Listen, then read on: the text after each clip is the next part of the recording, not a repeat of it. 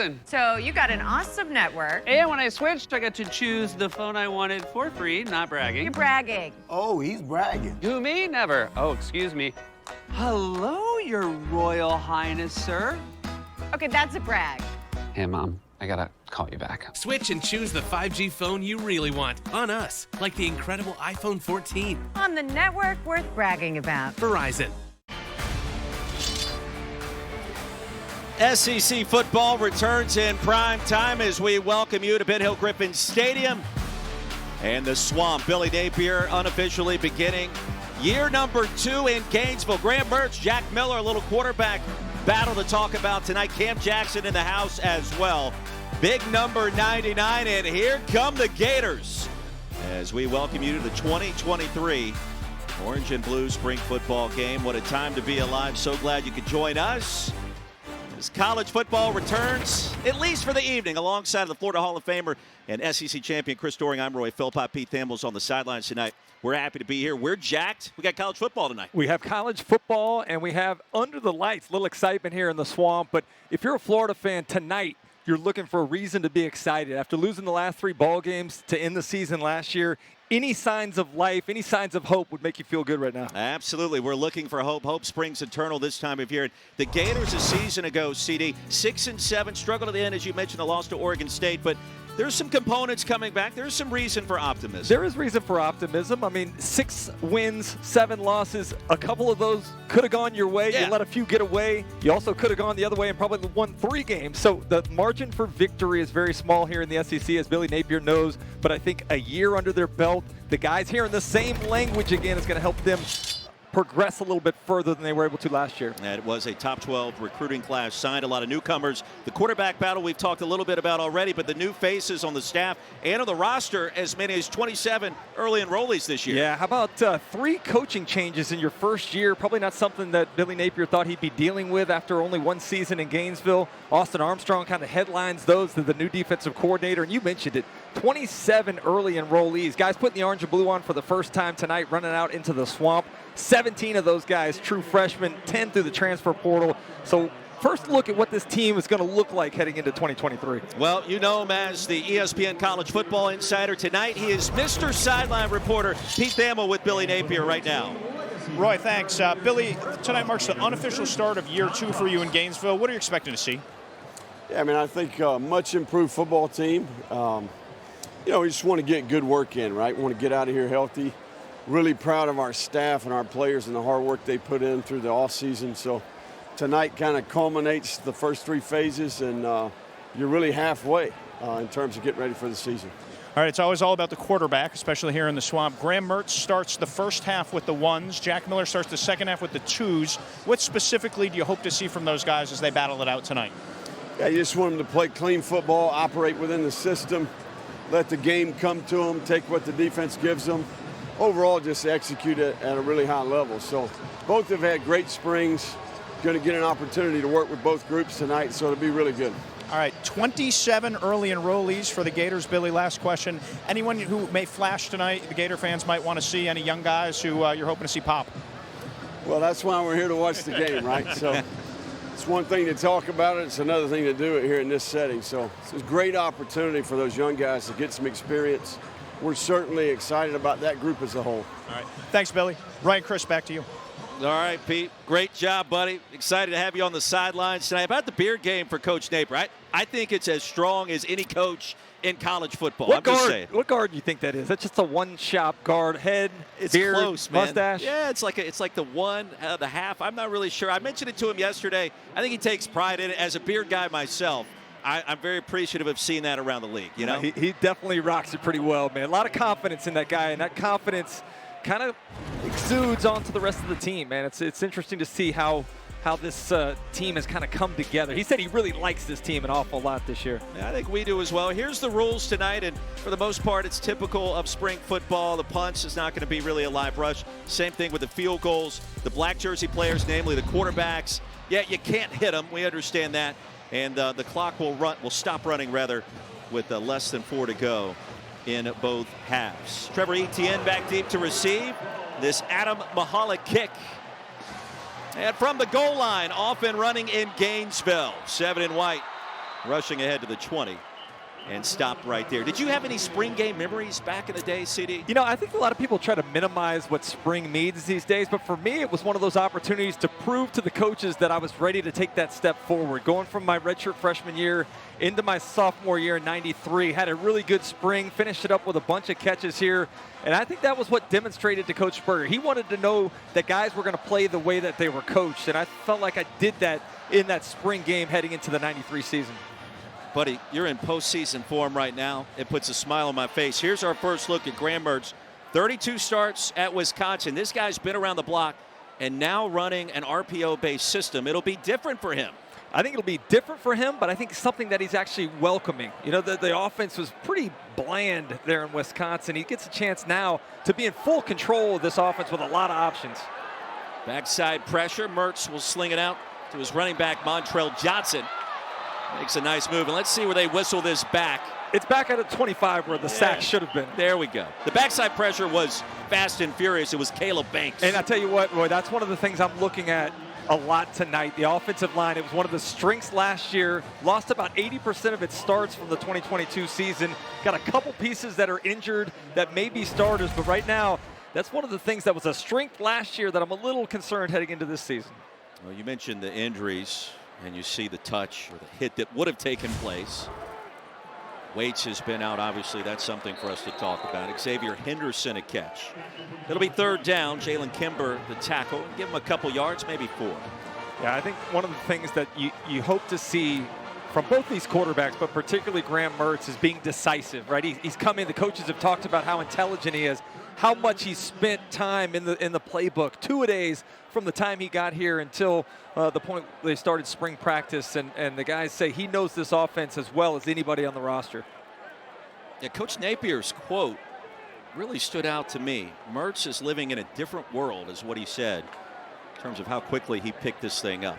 Here comes pressure. Austin Armstrong will dial it up, and Mertz going to be hit back near the 25, and that'll be fourth down. And one of the frustrating things as a quarterback is to when you think you have the pressure picked up, they brought a little, I didn't think they were supposed to bring pressure that time, brought a couple linebackers there. Running backs have got to bring a little bit of heat stepping up, and Etienne that time did not give a great effort. Ended up not having an opportunity for Mertz to take a shot down the field on third down. Scooby Williams raced through the line, and Graham Mertz will talk things over on the sideline. We'll see Jack Miller as well, of course. Jacob Watkins back deep to receive. Make that Pearsall. Watkins will kick it away. Couple of bounces. Whistle dead inside the 32, a punt of 43.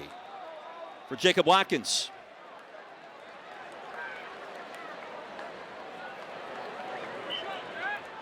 First look at Jack Miller, transfer from Ohio State, and I think the sense of urgency, if it's there, it's going to be there right now. Well, I think the sense of urgency increased considerably when Graham Mertz got on campus, and you talk to the coaching staff about what a professional Graham Mertz is, and I think it's actually helped Jack Miller in terms of his preparation, understanding how he has to get ready, understanding the competition that he's in right now, and I think there's a tremendous sense of urgency on his behalf to have a great culmination here to what's been a pretty successful spring, according to the coaching staff.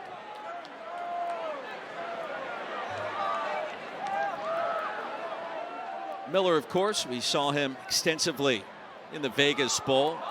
Love to it. redeem himself. And a deep ball. Double coverage. And the pass was reeled in. Aiden Mizell, penalty marker is down. Toombs, the corner. Yeah, Let's see what the call is. I love the play call, right? Mizell, a freshman. Everybody's been talking about this kid, the fastest player on the team. What do they do first play? Defense number 37. 15-yard penalty from the previous spot. Automatic first down. Take a shot there. That's the problem when you got a receiver that fast, Roy. Jack Miller just didn't let it go soon enough, and the speed of Mizell, too much for the arm. Ends up having to come back for it. That's one of the good things about playing the wide receiver position. You get to see the football. The corner's got his back turned. On underthrown balls, you can either go up and make a play or get the contact there that gets you the 15-yard pass interference like occurred on that one. He popped up with it, but the ball obviously caromed right underneath.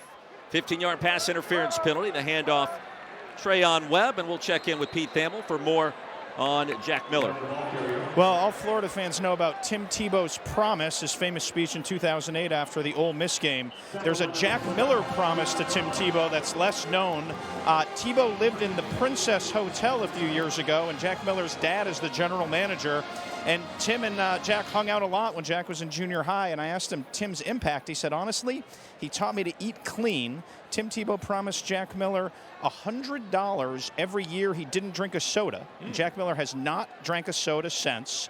Tim has not come up with the money yet, but I'm sure our SEC Network colleague maybe will pay him back in some green juice from his new shop here in Gainesville. Oh, I love it. Webb will bounce it off the right side. 3rd down and short after a gain of 4. Should we payroll deduct Tebow? Take that, garnish his wages? I think so. Yeah. Time is now to pay up. 3rd down and 3, just underway in our first quarter. Chris Doering, Roy Philpott, Pete Thamel. All right, 3rd and 3. Anything you want to see in particular here? I just want to see plays happen in rhythm. Okay. Rhythm meaning, hey, offensive line does their job, protects, quarterback takes his steps, lets go of the ball, knows where he's going with the football. This offensive line, the backup offensive line, is a real concern. I was at scrimmage last Thursday and just had a really tough afternoon blocking the Orange team. Quick toss, Miller, Mizell in and out. And it was Jordan Castell in coverage. Nicely executed. And you see new Florida defensive coordinator Austin Armstrong on the field near the 45, encouraging his units. You mentioned Jordan Castell, one of those guys that the coaching staff talking awful lot about, a freshman here, early enrollee, one of those 27 new faces on campus. That time, again, I thought we weren't blitzing. They brought a corner, and Castell comes down to break up the pass there. Somebody asked Coach Napier about that. 4th down, they're going to go for it. Early roll the dice, Webb in the backfield. Miller, the quarterback, out of the shotgun. More pressure. They'll roll away from it and be tagged in the process. Jaden Robinson broke through.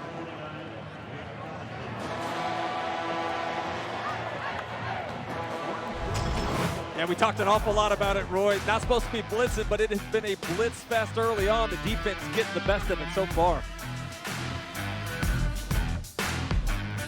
You're looking pleased with yourself. Not to brag, but I just switched to Verizon. So you got an awesome network. And when I switched, I got to choose the phone I wanted for free, not bragging. You're bragging. Oh, he's bragging. Who, me? Never. Oh, excuse me. Hello, Your Royal Highness, sir. Okay, that's a brag. Hey, Mom, I gotta call you back. Switch and choose the 5G phone you really want on us, like the incredible iPhone 14. On the network worth bragging about. Verizon. Targets are on site. Were you followed? No. Do you have the assets? It's all here, as we discussed.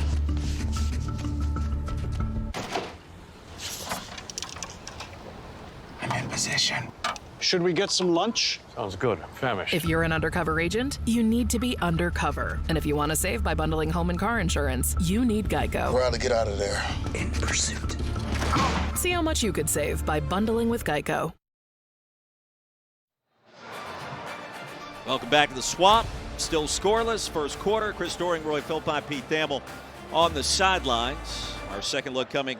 Graham Mertz, second-year head coach Billy Napier, directing traffic for the final time this spring football season here in 2023. Etienne, the running back, pistol look in the second touch for Graham Mertz, the Wisconsin transfer, stretch left. Etienne will weave his way for a yard, and that's about it. Down to Pete Thamel.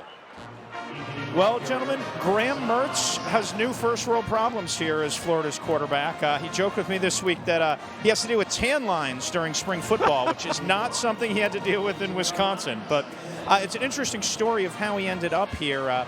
Billy Napier said he and 6 of his assistant coaches and staff members evaluated every quarterback in the portal. They decided Mertz was the best. Napier did not take Mertz without calling Paul Chryst. They had a long conversation. I spoke to Chryst a little bit this week, the fired Wisconsin coach, about Mertz. An interesting point. Mertz obviously started his career red hot during the 2020 season. He was the All-American, Under Armour All-American Game MVP, highest quarterback recruit in Wisconsin history. And after completing 90% of his passes in his first game, he had an uneven 3 seasons there. And Paul Chryst intimated that Mertz struggled with some of those expectations. And he said to me, quote, "It's no longer what you can be, it's who you are. being a prospect was a long time ago, and he really thinks Mertz's experience, including 32 starts and a 19-3 record, is really going to help him in this fresh start. And Mertz, guys, was very excited about the RPO game. A few less answers for those 8-man boxes in the Big Ten, so he's excited to be able to call a few more things at the line of scrimmage here in Gainesville. Yeah, I think that's one of the things that really suits Graham Mertz, having an opportunity. And look, he had some moments of looking really good, but I think coming into an offense now where he's allowed to use that football IQ, where he can take the studying that he does and apply it to making checks at the line of scrimmage. Coach Napier told us that just about every play they run has a tag on the end of it, which allows you to have a good play on against virtually every defense. And hopefully Mertz is able to take what he's been able to learn in the meeting room and apply it out here and get them into those right plays and make sure this offense has a little more rhythm consistently than it's had last year. Now, CD, we haven't seen the rhythm so far. Mertz will race out of bounds near side on 4th down. And we'll give it back to Jack Miller and company. But you go back to what he did at Wisconsin. That first game against Illinois, you guys talked about it. Sensational. COVID changed things the next 3 weeks, and that's what he did in his career. You know what I think? Sometimes you can be too smart for yourself. Like when you think, some guys, like ignorance is bliss, right? I think sometimes like dumber golfers are better players because they don't think about it quite as much. So I think with quarterbacks, you can put too much pressure on yourself, too much pressure to live up to the expectation of being a 5-star recruit, too much pressure after having a great start to your career there at Wisconsin. I get the feeling that he overanalyzes a lot of things. And I read an article this week about his quarterback coaches. Hey, you know what to do. Get back there and rip it. You don't need to guide it. Trust what you see and let your arm go. Second touch, Jack Miller. Cam Carroll in the game. Transfer from Tulane. Over left tackle, picks up some real estate. And it should be enough for a first down. First one we've seen tonight did not come via penalty. That's a gain of 12. Yeah, you mentioned Cam Carroll coming over from Tulane. He's played a lot of snaps there in that Green Wave offense. I think that's one of the kind of the themes of a lot of these transfer portal guys that Billy Napier and his staff have gone out and have gotten. Lots of starts, lots of game experience under their belt. And although they may be new here to the University of Florida, the SEC, they've played a lot of college football, which will benefit this team. Carroll stays on the field. Miller pulls it out and will race into plus territory. And a nice darting move will net 7 yards. Yeah, nice read by Miller there. That time the contain crashed, going with the running back. Does a nice job of keeping his eyes on his key, pulls it. Nobody out there on the edge to contain, and picks up a big gain on the ground with his legs. He'll spot the ball all the way inside the 45. And a first down.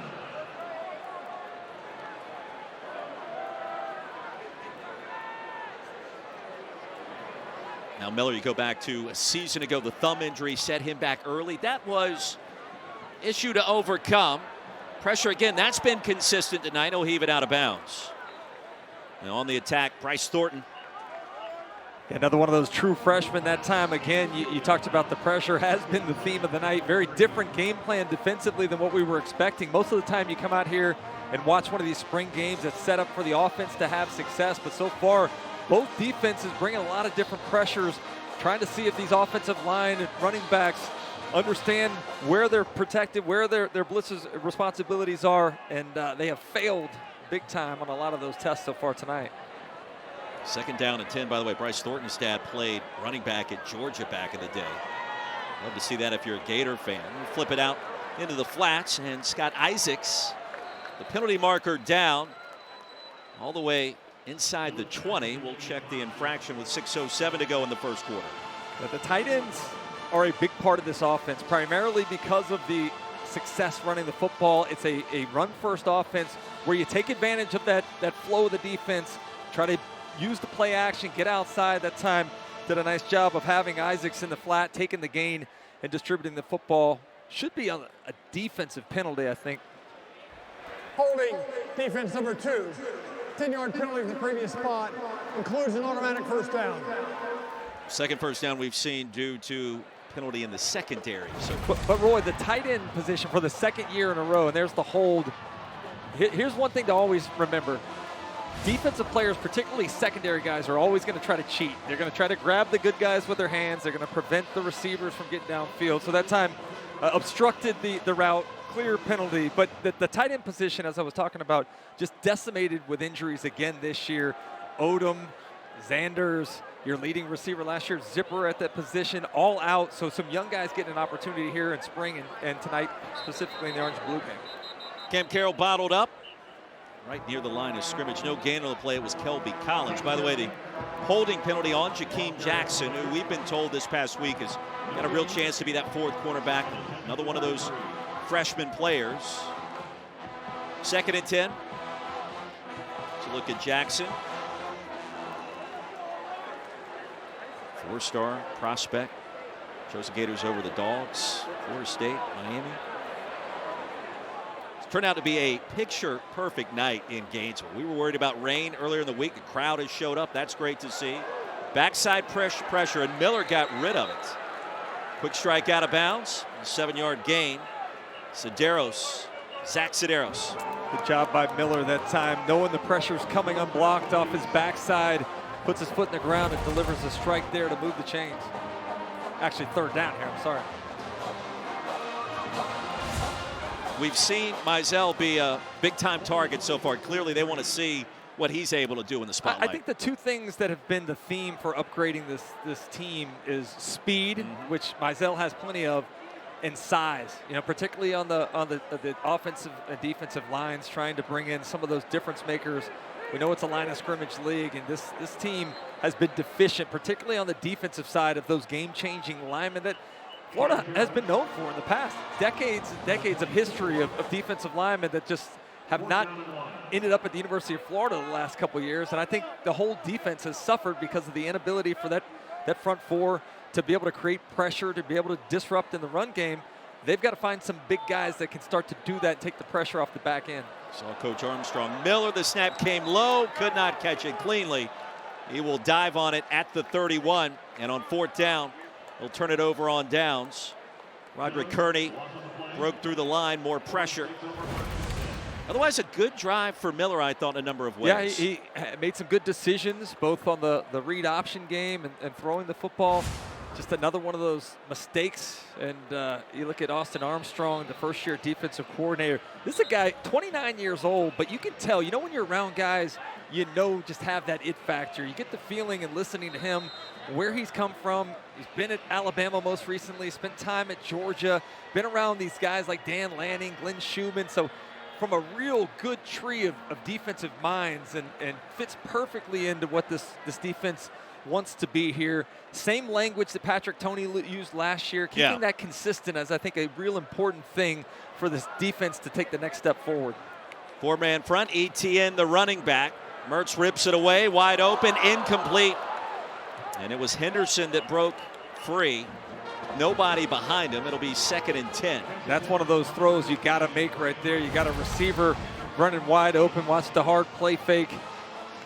Does a good job of reading a little bit of a trail underneath that made him throw high, but still a ball that you got to deliver a little more accurately for Henderson to go make a play on. It's a play you have to make in the fall, right? No question. Those are the plays that the best teams in this conference are going to make. Etienne in the flats. And a penalty marker along the far side.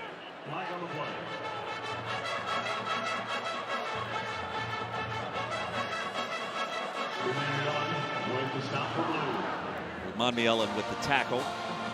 Offside. Defense number 12, lined up in the neutral zone. 5-yard penalty. Repeat 2nd down. Justice Boone. So one of the things that Coach Napier said to Pete early in the game, in the pregame interview, was like, hey, we want a clean game. It has been anything but a clean game to this point in time. Penalties, we've had fumbles, ball on the ground, 3 unsuccessful 4th down tries. So at least from the offensive perspective, has not been that clean ball game Coach Napier was hoping for. Under 4 to go here in our first quarter in Gainesville. Still scoreless, Florida spring game. Etienne, nice jump cut around the left side and up for a 1st down and stopped at the 45. Be 9-yard gain. Yeah, I love this running back crew here. It's a dynamic duo with Montrell Johnson and Etienne. Very talented players that they were a nice 1-2 punch last year. Yeah. And we all know about the lineage that Etienne comes from, a family of good running backs with his brother Travis right down the road in Jacksonville with the Jaguars. But an impressive freshman season for that young man. Yeah, the two combined to rush for almost 1,600 yards. This time stopped at the line, no gain. Caleb Banks ready and waiting to meet Trevor Etienne. Banks impressive looking in the early going. Redshirt freshman. Came in from Louisville. A totally different defense that he played in at Louisville, and the coaches kind of talked a little bit about him having to adjust the style of play. A lot of slanting in that defense that he was a part of last year. So I think he's not playing as fast as they'd like to see him, yet still trying to think instead of just reacting and playing. It certainly is a different roster this year. 27 new players enrolling mid-year, including freshmen and through the portal. Contact against Henderson, no flag. With Kamari Wilson in coverage. I mean, it's hard to think how different things are compared to December. Literally 27 new faces all going through spring ball. And you're going to have some more probably come this way in the portal. One more look. And so things change quickly when a new staff comes in, and it takes a little time for everybody to adjust. That was the interesting thing about last year. When the new staff came in, there wasn't this mass exodus. A lot of guys stayed around. The coaches wanted to see and evaluate for themselves. The players were buying in, but I think you eventually saw that thinning of the herd a little bit as a lot of guys didn't necessarily fit the culture, didn't fit the future of this program.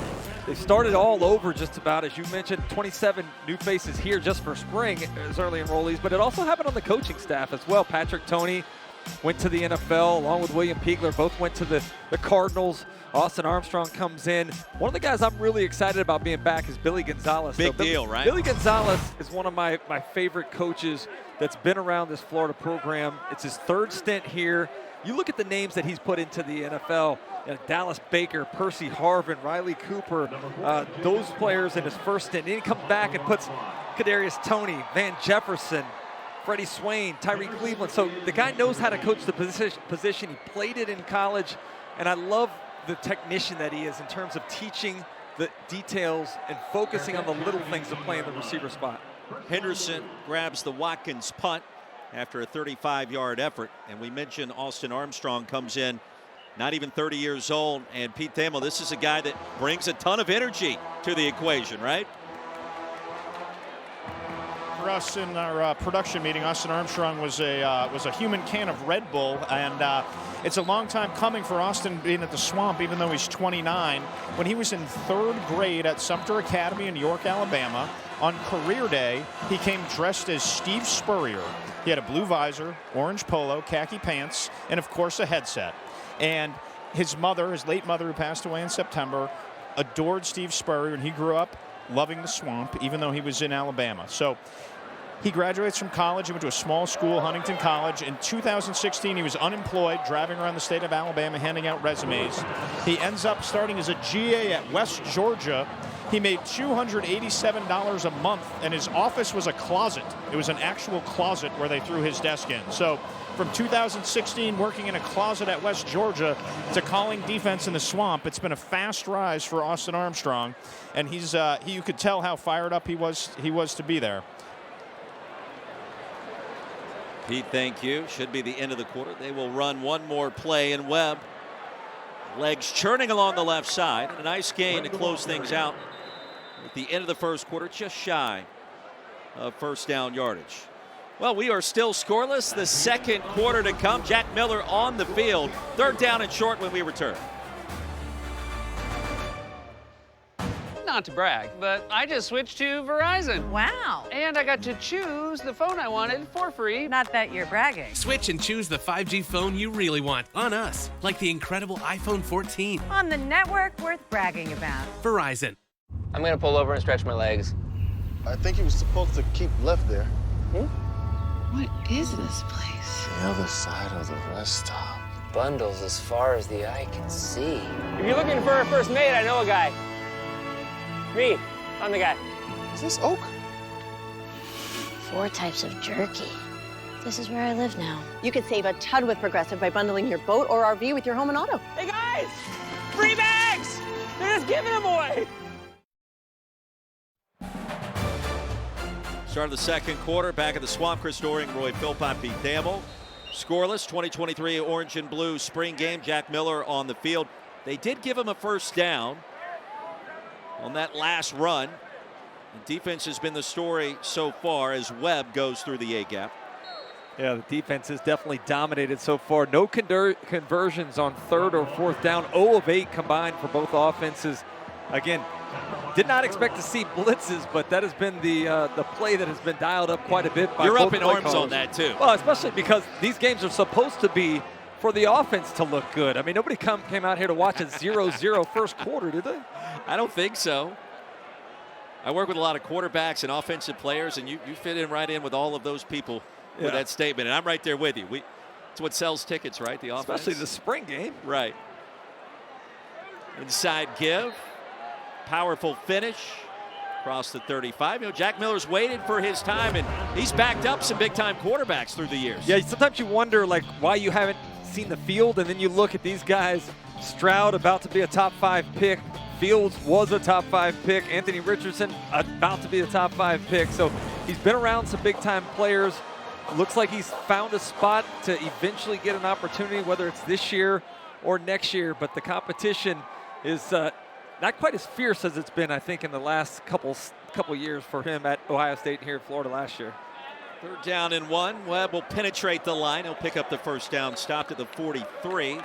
6-yard gain, Castell the tackle. So Billy Napier said this week, and you found this very interesting, he believes the offense is going to be better and more consistent across the board. And keep in mind, you're going to say that while losing probably a top 5 draft pick in the first round, of course, a quarterback in Anthony Richardson. What was your take? It's an interesting perspective, right? Particularly because you go out and get a transfer portal quarterback like Graham Mertz. You have so many new guys on this offense, on the offensive line particularly. But yet I think it has to do more about having success within the construct of the offense. A lot of what happened last year offensively fell on the shoulders of Anthony Richardson. Plays breaking down, making things happen with his legs, using that athleticism. I think this is a year where they feel like the quarterback may not necessarily be as athletically gifted or making as big of plays as what Anthony Richardson did, but the talent around him is better. And all you need is a guy that distributes the football, that knows what he's reading and delivers the football accurately. And I think that is kind of what Billy Napier meant about this offense taking a step forward. Mizell unable to catch the pass moments ago from Miller. Zipped across the middle, and this time the grab is made. And a gain of 14 yards. Ty Jackie Al Bowman will move the chains, and maybe the longest play of the night we've seen. Yeah, this is a player that got an opportunity last year at the end of the season to start playing a little bit more. That time does a nice job of finding the hole in the zone. And I'll tell you what, Florida doesn't get a lot of players from the state of Minnesota, but he's actually come down here to the south and done a nice job the last year and a half. Nice move by Miller. And a pickup of 8 on first down. Between Miller and Mertz, have you determined maybe who the most athletic quarterback is between the two? Is there a big difference between the two? I don't know if there's a big difference. I mean, you know, in terms of making plays with the legs, I think Jack Miller's done a better job of that tonight. Certainly had a big run on the zone read earlier in the ball game. But this is not, it's going to be a very different offense than what it was under Anthony Richardson last year. You don't necessarily have that big play threat. Defenses did everything to force a give look when they ran the zone read stuff. I don't think you'll see that quite as much, particularly with the talent in the backfield being Johnson and Etienne a little bit more than Miller or Graham Mertz. It remains 2nd down. Roderick Kearney, as Billy Napier looks on.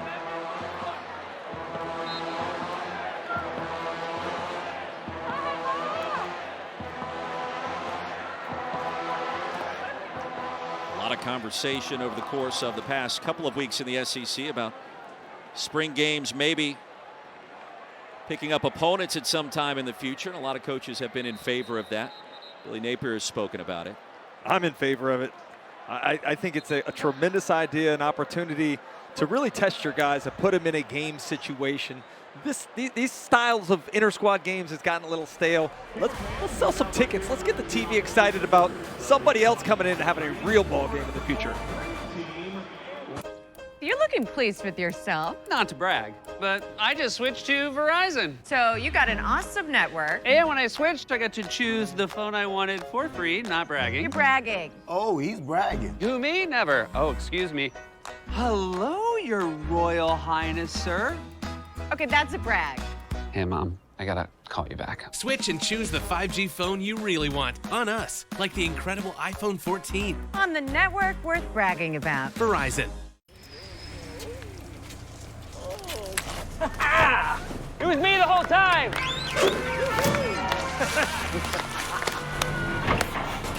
Well done, ma'am. What did I do exactly? With Snapshot from Progressive, you get a personalized discount for doing exactly what you're already doing, being a safe driver. Congratulations. This is a bowling trophy. Yeah, it's the biggest one they had. Okay, thanks. Oh, and we're good. Welcome back to the Swamp. Jack Miller is on the field for the Gators.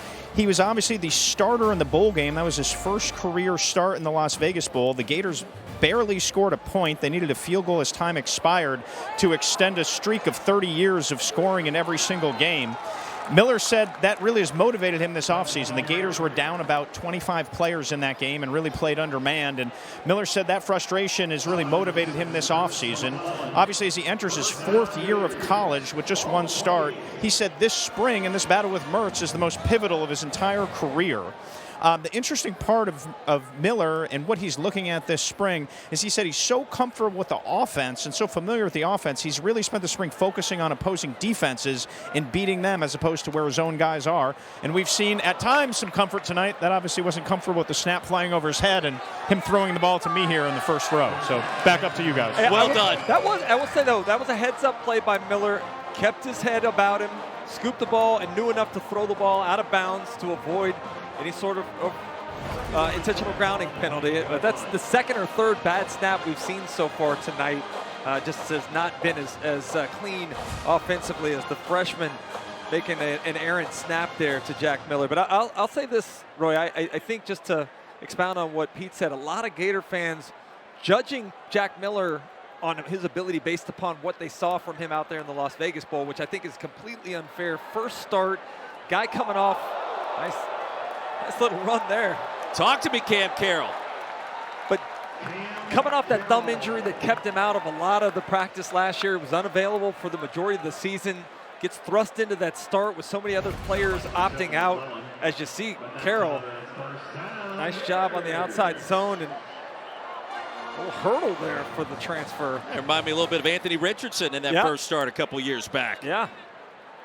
I think Jack Miller, even though it was a frustrating start for him and the Gators, I think he'll benefit from that experience. And certainly, as Pete said, a chip on his shoulder to prove that that was not the number 10 that Florida fans can expect this year. All right, blue team in the red zone. Here we go on first down. Jack Miller surveys. Crosses body wide open, and there it is. Marcus Burke. First touchdown of the night from 16 yards out, and that's one way to do it.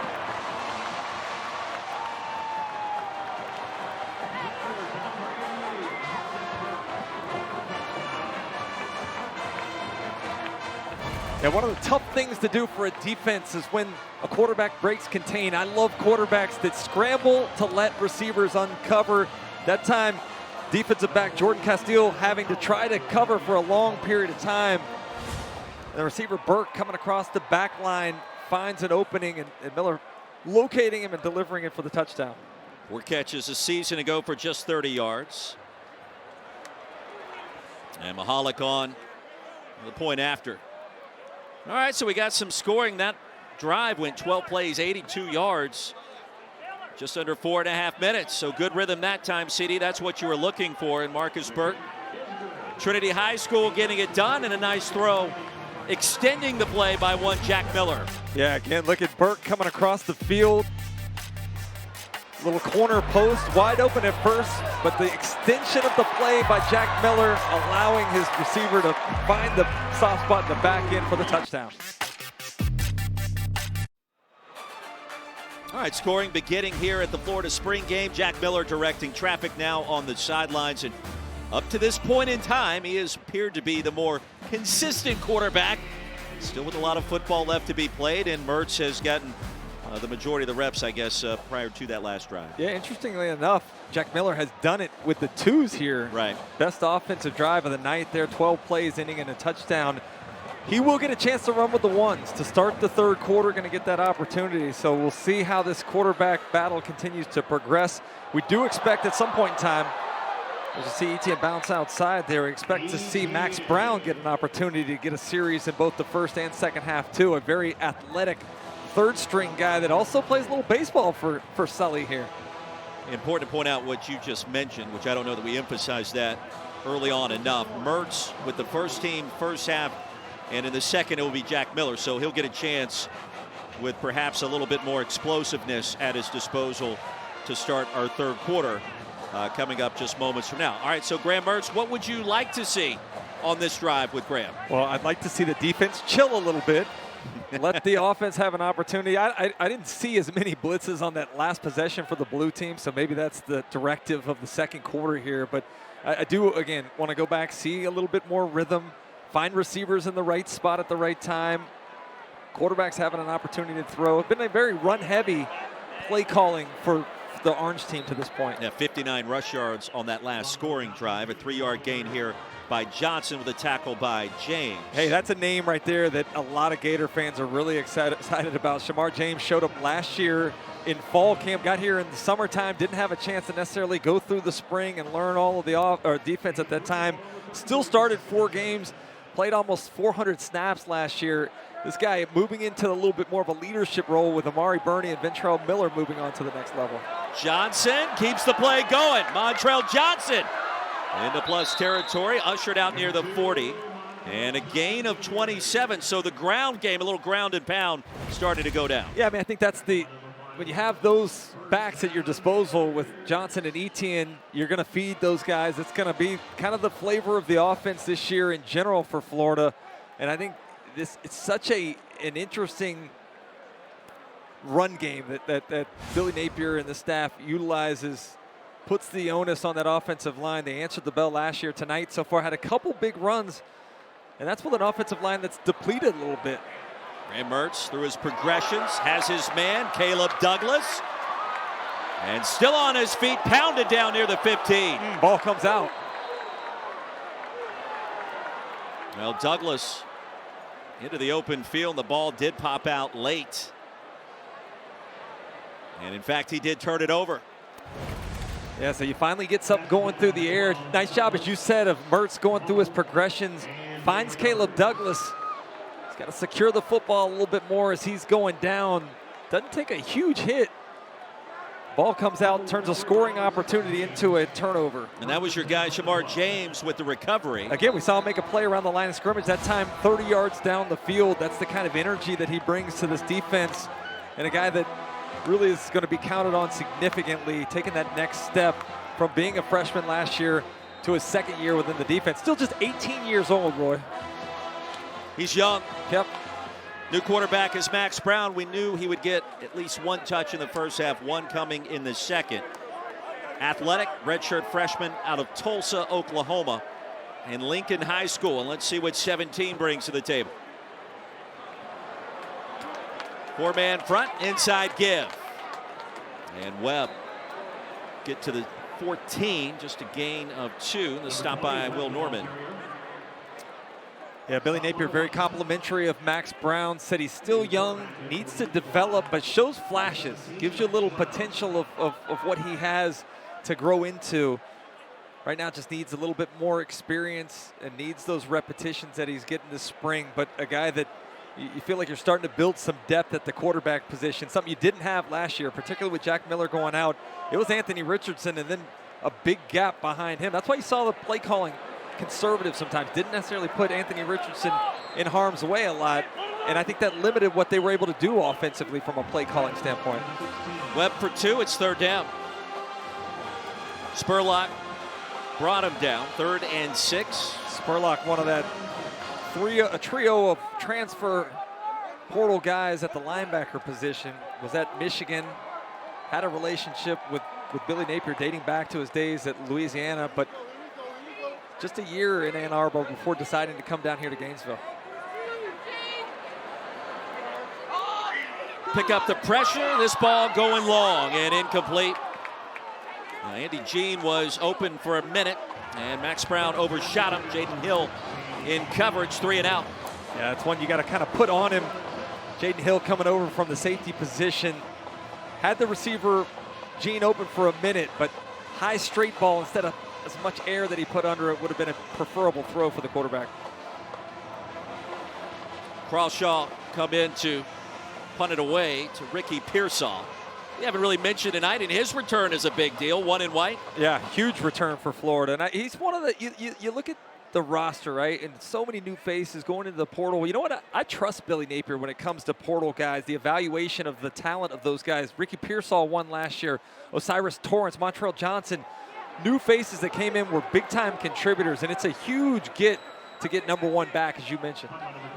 Announcement coming just a few months ago, a punt of 34 by Jeremy Crawshaw. Good field position coming up, and we will see if Billy Napier wants to get aggressive on this drive. A 7-0 ball game. I believe Orange was about a 3-point favorite coming in. So where'd you get that line? I don't know. I just made it up. You've been doing too many XFL games. That is an issue tonight, yes. That's been fun, by the way. Oh, dude, you guys have done a great job, man. It's been an exciting broadcast to watch. Some new elements, which hopefully will work into college football one day. I mean, maybe some guys are mic'd up. Maybe we start to hear play calls. I doubt it, but it's fun to dream. We got to get Pete out there with Coach Napier. I want to hear some play calling and some analysis from the head coach. Yeah, he's walking out there as we speak. There is a calmness to Billy Napier, I think, that more Florida fans need to get to know and understand in year number 2 that will create more calmness in their minds and understanding what he was able to do at Louisiana. And year 2 of their system, kind of everybody understands their role for the first time. Nice. On cue and a big completion inside the 30 to 28, a gain of 19 to Xavier Henderson. That's what you want to see, part of that play action passing game, taking advantage of little motion, getting the linebackers sucking up on the play fake to Etienne, and then the deep over route to Henderson. Nice throw on time, exactly what we were looking for. That was rhythm by the quarterback and Correct. receiver. Pearsall on the screen pass will be sent down quickly. No gain on the play. Let's take another look at it here. Knows where his receiver is going to be, got man coverage. Henderson did a nice job of stair-stepping the coverage, putting his foot in the ground and separating, allowing a nice window for Mertz to throw the ball into. All right, so he's 5 of 7 for 54 yards. Graham Mertz. Sounds like Wisconsin numbers. He doesn't want to hear that tonight. Does it not sound like Wisconsin numbers? It does. Efficient. Limited yards per catch. I don't think that's the goal of this offense this year. Handoff, no gain, it's 3rd down. I'd like to see him, again, he hadn't had a chance to throw the ball quite as much as Jack Miller has. Again, they have the 2 best players on their team, and Etienne and Johnson in the backfield, so I understand why they're handing the football off. It'll be interesting to see when he plays with the 2s as part of the blue offense in the second half. Do they throw the ball a little bit more? Do they give guys like Gene and Mizell an opportunity to catch the ball from Mertz the way that they've gotten that chance to have some throws from Miller in the first half? 4 minutes to go in the half. Mertz with time. Was standing in the pocket forever and finally escapes with a penalty marker down. And a grab was made near the 12. Gain of 18 by Boardingham. There was a grab made around the 30-yard line as well. That play did not develop all that quickly. Probably picked it up. That was Nate. You see Coach Napier walking over to the officials, maybe having a little influence with what the decision was to pick the flag up. He and all coaches would love that in the regular season. Great, right? Better job of Etienne that time stepping up, had some pressure from the linebackers. Mertz does a good job of putting his foot in the ground when there's nothing there, making a play down the field for the completion. All right, so Arliss Boardingham now on the box score officially. 1st and 10. Graham Mertz on the move into the red zone.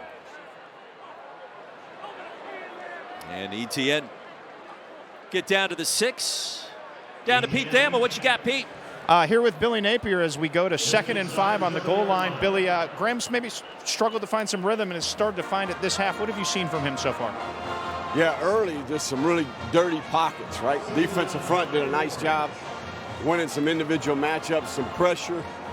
But it's good to see him kind of settle in here, get a clean pocket, the ball, worked his way through a couple progressions here. So good to see him settling in here and the offensive line adjusting a little bit.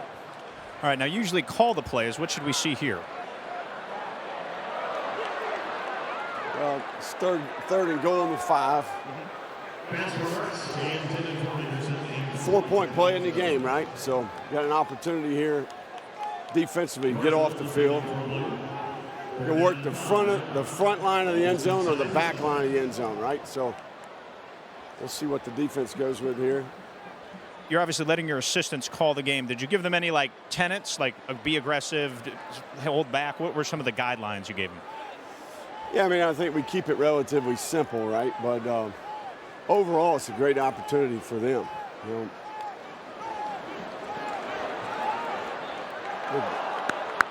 Nice play. Well, the pass batted down, Pete, and that was Cam Jackson. Yeah. We mentioned in our open, Jackson coming in from Memphis. Do have a flag in the secondary, though. Kick the field goal, man. Billy's telling him to kick the field goal, guys. He's had a little more success lobbying the officials tonight than he probably does the SEC officials who work his games. But it's a fun perspective here. He's been very generous, giving us a little view of how he sees the game. Billy, we'll try to get you for one more here. Cam Jackson's really been a factor tonight. You'd said and Austin said in our meetings there aren't a lot of humans walking the earth of his size and athleticism. What's flashed tonight seeing him in his first dress for the Gators? Well, he's had a phenomenal offseason. He's gotten himself into great shape, lost weight, changed his body composition, really hit the ground running. He's created some issues on the inside, right? So this is a guy who played really well for Memphis. We knew him from our background in Louisiana. I had an opportunity to get him to come play in the SEC. So phenomenal kid. He's proved to be a great competitor and have a great work ethic. Jack Miller's played really well so far. He has an opportunity with the ones when we start the second half. What kind of opportunities does that present for him? Well, you get to work with a different group of players, but you're also going against the best defense too, right? So it's a combination of it all. Overall here, defensively, doing a good job creating some issues with pressure and then individual players up front. All right, thanks, Billy. Appreciate it. All right, guys, thank you all. All right, so Cam Jackson, 6'4", 355 pounds. He's slimmed down in great shape. The field goal was missed by Trey Smack, who literally smacked it off the upright. And here we are at 7-0, 2:20 to go. And one more look. Ones versus twos, meaning the two on offense. Jack Miller leading the charge. And the first team defense here to wrap up our second quarter. Chris Doering. A lot happening there at the very end of that drive. We'll see what Miller can do. Touchdown scoring drive the last time, and he'll spot Tony Livingston for a decent gain of 2, maybe 3. And Roy, going back to some of the things that Coach Napier talked about, we saw it early on. Poor protection. It's tough to judge what Graham Mertz did early because he was under duress for the entire first quarter. Once the offensive line settled in a little bit, better protection from the running backs has allowed Graham Mertz to make some plays down the field, be a little bit more efficient, have a little bit more rhythm to that offense. Tough to tackle Cam Carroll. He had the hurdle moments ago. Short pickup here. You mentioned the offensive line settling down. Let us also make sure we point out Micah Mazzccua out, Cameron Waits out. Yeah. Significant 2 starters up front. That means something. Yeah, this was an offensive line that loses Osiris Torrance, has 2 expected starters transfer to Southern Cal. You do get Mazzccua coming in from Baylor, and Cam Waits, another guy that came over from Louisiana with the coaching staff last year. So this is not the offensive line that we're going to see in the fall, but certainly a little concerning with all of the turnover with, like I said earlier, 80% of the starts from last year gone from this year's team. Miller gets 5. It's 4th down and short. The early story defense. Jack Miller with a nice touchdown pass to Marcus Burke.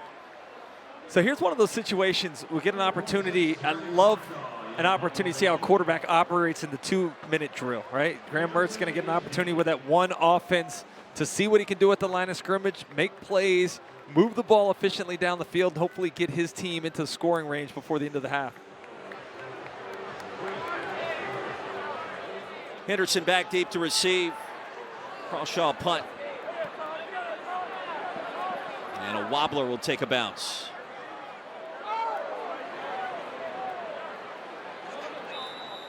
All right, so down to the 24. Another look at Graham Mertz. We'll pose the same question in this 2-minute scenario. Yeah, sometimes 2-minute situations are better for quarterbacks. I mentioned earlier that Graham Mertz very well may be an overthinker at times. When you're in the 2-minute drill, you're just at the line. You're calling plays. It's like backyard football. You're having some fun just pitching the ball around.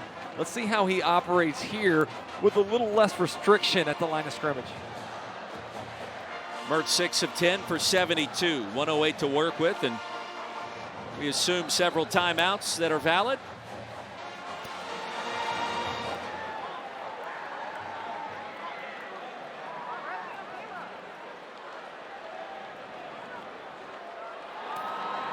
The SEC spring season underway as football concludes around the conference really over the course of the next 2 weeks or so. Clean pocket for Mertz. He retreats finally and incomplete, looking for Pearsall. Well, Ricky Pearsall, 33 grabs for 650 yards and 5 touchdowns last year for One in White. He's back. I was impressed with him last year, Roy. I didn't know what to expect coming over from Arizona State. Hadn't watched a lot of film on him, but this is a guy that's extremely quick. He's a good route runner, understands how to set defenders up, puts his foot in the ground and separates, and most importantly, catches the ball consistently. Johnson, the running back. Mertz steps up. By a little bit of time on the move, and Pearsall corrals it. That'll be enough to move the chains and a gain of 13. Another one of those dirty pockets, though, that Coach Napier was talking about earlier. Mertz has not had an opportunity to really set his feet, throw the ball a ton tonight, as you see some of the protection breaking down. But a good initial job. I guess maybe some of that had to do more with the secondary and good coverage. Didn't leave Mertz an opportunity to throw the ball in rhythm. He'll heave one deep. Pearsall, and incomplete to coverage. Oh, they called that. By Jason Marshall. I don't know about that. DPI coming on 3 and blue. What did Austin Armstrong say to us yesterday? You'll probably go out there, number 3. You won't hear Jason Marshall's name called at all, and he'll have done his job. Defense number 3. 15-yard penalty from the previous spot. Automatic first down. Let's remember, though, that this is spring practice for the officiating crew as well. I am as big an offensive fan as you possibly could be, but that is not pass interference on the ball that I'm not even sure is catchable. He pushed off Pearsall to try to catch it himself. It's like he was angling away, trying to grab it deep down the field. I don't think that ball was catchable either. No. Well, after the penalty plus territory, Graham Mertz, and here we go. That'll help your 2-minute drive. Johnson the back, Mertz. So that qualifies a dirty pocket. Running, racing, incomplete. Another blue jersey flashing. Again, initial pocket breaks down, but not in time for him to find one of his receivers. We'll have to go back and see. I haven't seen a ton of wide open guys in the secondary so far tonight, but I think also Mertz is feeling and maybe looking a little bit too much for the pressure as the penetration from the blue team getting in his vision. It's Caleb Douglas. Jalen Kimber in coverage. Douglas, remember, had the 27-yard gainer before the fumble that was recovered by Shamar James moments ago. They rule him down back near the 40. And another sack. Uman Mielen. Get the TFL. Timeout. Orange, second timeout of the half. This will be a 30-second timeout. Well, the schedule this year for the Gators certainly interesting. The return trip to Utah after last year's season opening win against the Utes, which really set the college football world on fire. Game 1 for Billy Napier. What else stands out? I think obviously having Tennessee in week 3, a game that back in the day really decided the SEC East with Tennessee's ascension as well. It's an important game within the Eastern Division, a 2-game swing for the loser. Kentucky has really had Florida's number the last couple years, winning 3 of the last 5. And Vanderbilt, how about Clark Lee and the job that he did at the end of the season last year? You feel like the Commodores are having a little bit of a push. No easy out. We certainly understand that. McNeese and Charlotte coming here to the Swamp, you feel good about. And then, of course, game in Jacksonville, and down the stretch we go. Schedule, I mean, it's going to be tough in moments. It's going to be tough, not only because you have start the season in Salt Lake City against Utah, but you draw from the West, your usual crossover opponent in LSU. You got Arkansas with KJ Jefferson back. Florida State's getting better with Jordan Travis, one of the best returning quarterbacks in the country.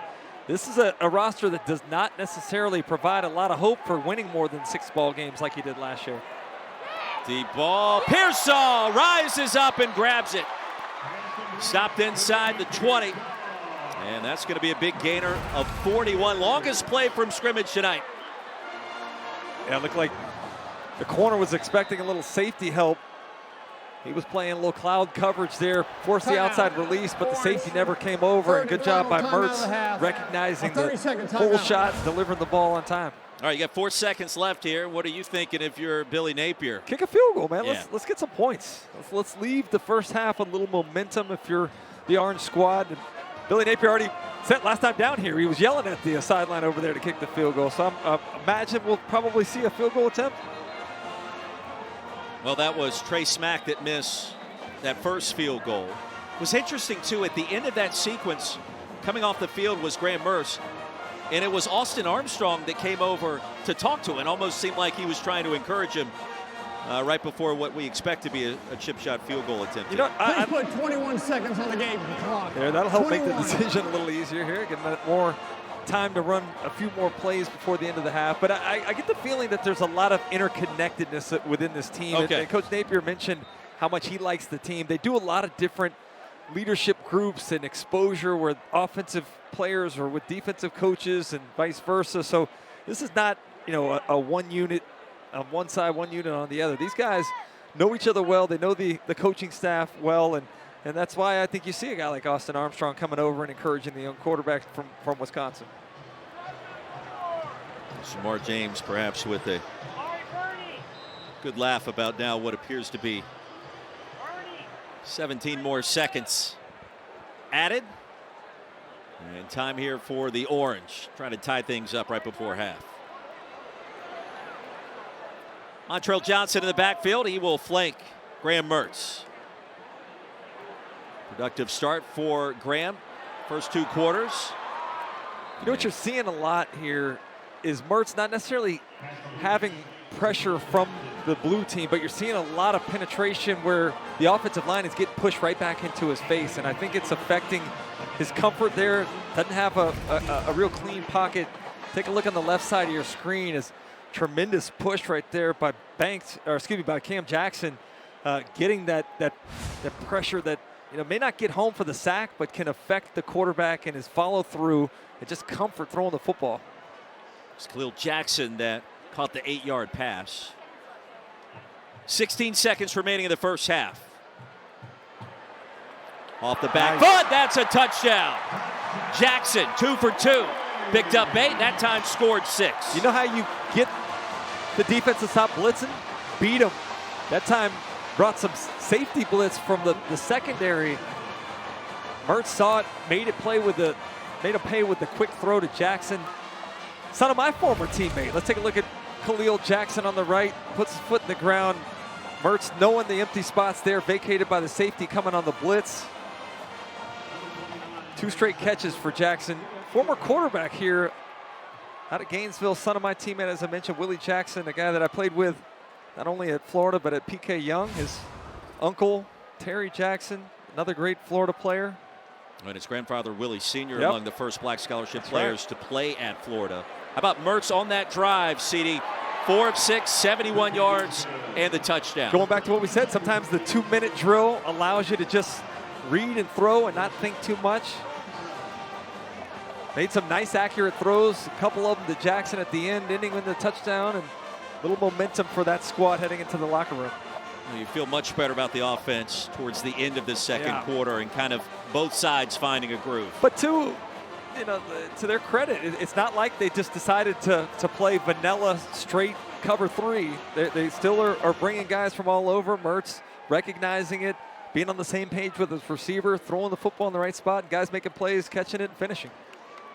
All right, so don't forget, we will see Jack Miller with the first team, Mertz with the second to begin our third quarter. Also, one more possession for Max Brown. And Khalil Jackson, 2 grabs last year for just 43 yards, no scores. He'll pick up a touchdown here in the spring game. He played quarterback at Hawthorne High School right down the road. Really good athlete, came in here initially hoping to play the quarterback position, but ended up moving out to wide receiver. And he's one of those guys that the coaching staff has talked about, has a really nice spring, has worked his way into the rotation. I'll tell you this, having played with both his father and uncle, those guys are amazing athletes. Willie when he was here. Played some running back, obviously a great receiver. Played on the basketball team, was a lockdown defender. I believe that was Lon Kruger's squad at that point.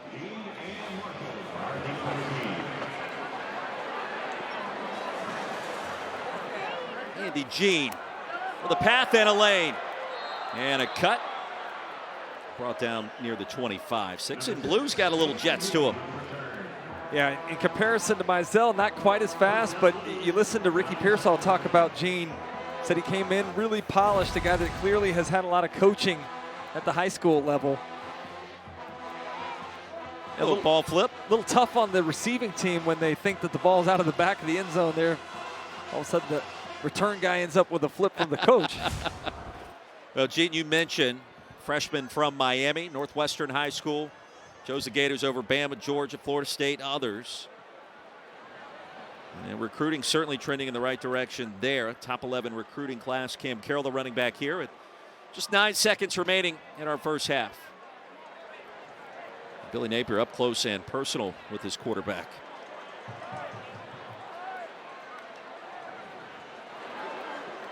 He'll step away, and Miller fires. Nearly intercepted, and that's where you have to be careful. Jaden Robinson probably wishes he could get that one back. That time Jack Miller a little late on that out throw. Had a defender undercutting it. Should have been an interception at the worst, and possibly a pick six going the other way. Now trying to spot Burke, and Jaden Robinson. Blanket coverage, sniffing that one out. Yeah, nice job of carrying number 2, getting to the flat, undercutting. Jack Miller did not expect the defender to be in that spot. Got away with one, fortunately for him. Get out of bounds. Toss underneath, first down. That should be the final play of the half. Scott Isaacs has been active in our first 2 quarters, a gain of 13. Yeah, walk on tight end, getting an opportunity with some of the other injuries to play here in the spring game tonight. All right, so 10 of 16 for Mertz, 4 of 10 for Jack Miller. Couple of touchdowns both ways. We will see what the second half looks like as this quarterback battle unfolds. Saw a little bit of momentum on the offense. First quarter dominated by the defense. Offense getting a little bit better. 7-7 heading to the half. Not to brag, but I just switched to Verizon. Wow. And I got to choose the phone I wanted for free. Not that you're bragging. Switch and choose the 5G phone you really want on us, like the incredible iPhone 14. On the network worth bragging about. Verizon. I'm at the swing joint telling people that Geico has been offering savings for over 85 years. That's longer than the Buffalo Wing's been around. Dozen wings. And did you know that Geico offers motorcycle insurance? Oh, my lips are burning. No, my lips are actually burning. Geico. Over 85 years of savings and service. See how much you could save at geico.com. It's too hot. This is too hot, mate.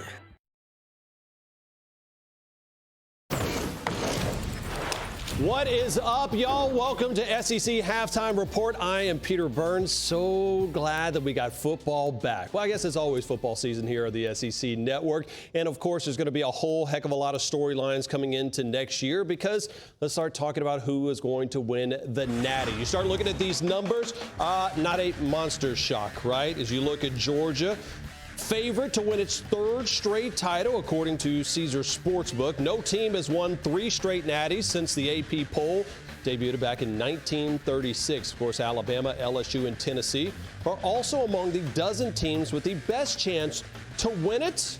A lot of football to be played. Well, we start with the Georgia Bulldogs, and of course, a big storyline there is replace the mailman who delivered, pun intended, 2 titles for those dogs. Number 13 headed to play on Sundays. And of course, remember, we got Mike Bobo back as the offensive coordinator. Todd Monken taking his talents to coaching over on Sundays. As far as what the schedule looks like for the dogs, wow, a tough one. All joking aside, September the 9th, that game against Ball State was originally scheduled to be Oklahoma, but because the Sooners going to be headed over to the SEC soon, over in 2024, they replaced that with Ball State. Now, another team that's replacing a big QB1 is Alabama.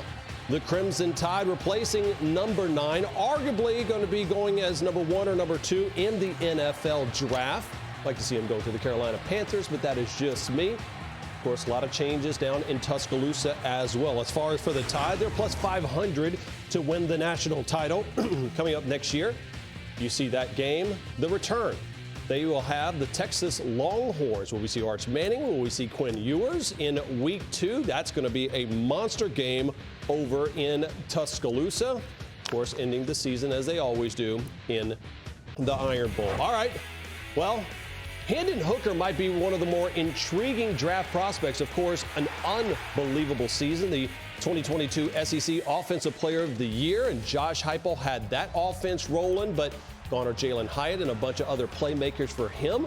Would it be Joe Milton, be the man, the myth, the legend, to take over and see the amount of success that they have had? Going to be playing that game and opening up the season against the Cavaliers of Virginia, then Austin Peay, and I'm already circling that game September the 16th down in the Swamp against the Florida Gators, a big one for Josh Heupel and, of course, Billy Napier's squad.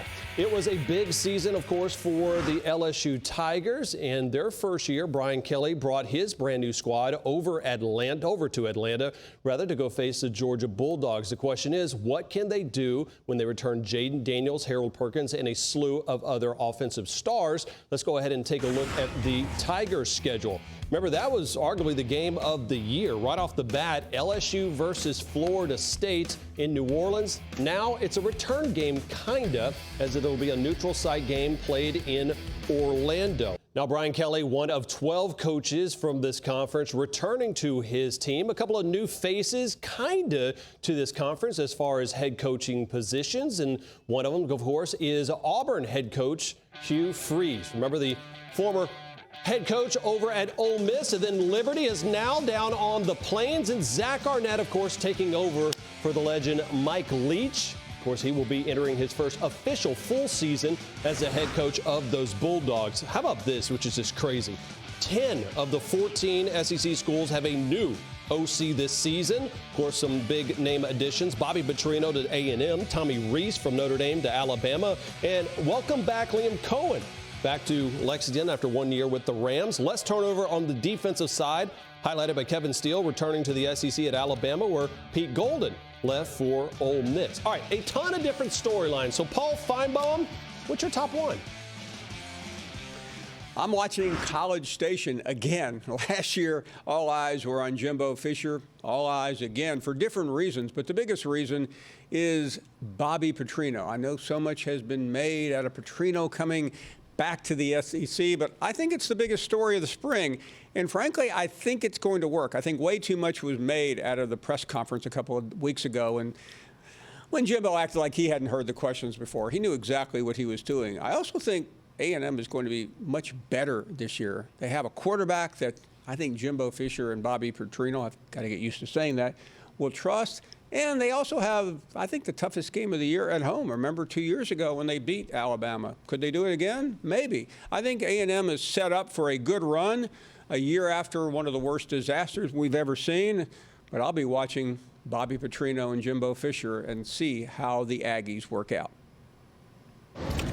I will say it's going to be incredible content one way or another. Connor Wegman, of course, that quarterback he's talking about. Remember, the Aggies had to deal with some injury concerns, too. Haynes King being injured the first couple of years of his stint. So can Connor, make right on Paul's prediction? We shall see. One of the things that we always know what happens in this conference is it just means more when the NFL draft rolls around. The most players selected in each of the past 16 NFL drafts, of course, Jordan Reed projected 70 SEC players to be taken in his 7-round mock draft last week.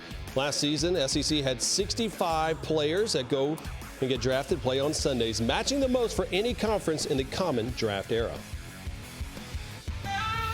This class of quarterbacks, they each were born to take this stage.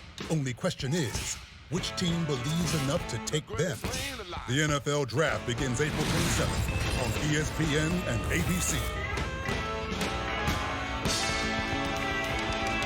If you're looking seem pleased with yourself. Not to brag, but I just switched to Verizon. So you got an awesome network. And when I switched, I got to choose the phone I wanted for free, not bragging. You're bragging. Oh, he's bragging. Who, me? Never. Oh, excuse me. Hello, Your Royal Highness, sir. Okay, that's a brag. Hey, Mom, I gotta call you back. Switch and choose the 5G phone you really want on us, like the incredible iPhone 14. On the network worth bragging about. Verizon. Kids are so expensive, Dad. Now Katie needs braces. Maybe try switching your car insurance to Progressive. You could save hundreds. I don't know, Dad. Maybe try switching your car insurance to Progressive. You could save hundreds. It's a great idea, TV Dad. But I said the exact same thing. Someday when you're a father, you'll understand. I'm his father. It's not a competition. Listen to Your TV Dad. Drivers who switch and save with Progressive save nearly $700 on average. Well, a pair of redshirt sophomores with the only touchdowns here in the Florida spring game, Khalil Jackson. And how about some love for Marcus Burke?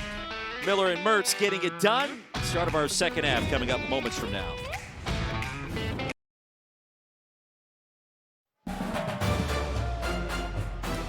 All right, start of the second half, headed your way back in the Swamp, tied at 7, the 2023 Orange and Blue Spring Football Game. Hey, great weather tonight. So glad you could join us. Chris Doering, Roy Philpott, Pete Thamel down on the sidelines. And all right, so we've seen a little Jack Miller. We've seen a little bit of Graham Mertz. Some early thoughts kind of on the two quarterbacks. What's happening? Yeah, I thought it was a struggle for both offenses early on. The first quarter, they combined for 0 of 8 on third and fourth down conversion tries. Started to get a little bit more rhythm in the second half. I thought Graham Mertz kind of figured things out a little bit in terms of getting a little bit more time in the pocket, delivering the ball on the over route there to Henderson on time, used his legs to allow some receivers to uncover. Another one there.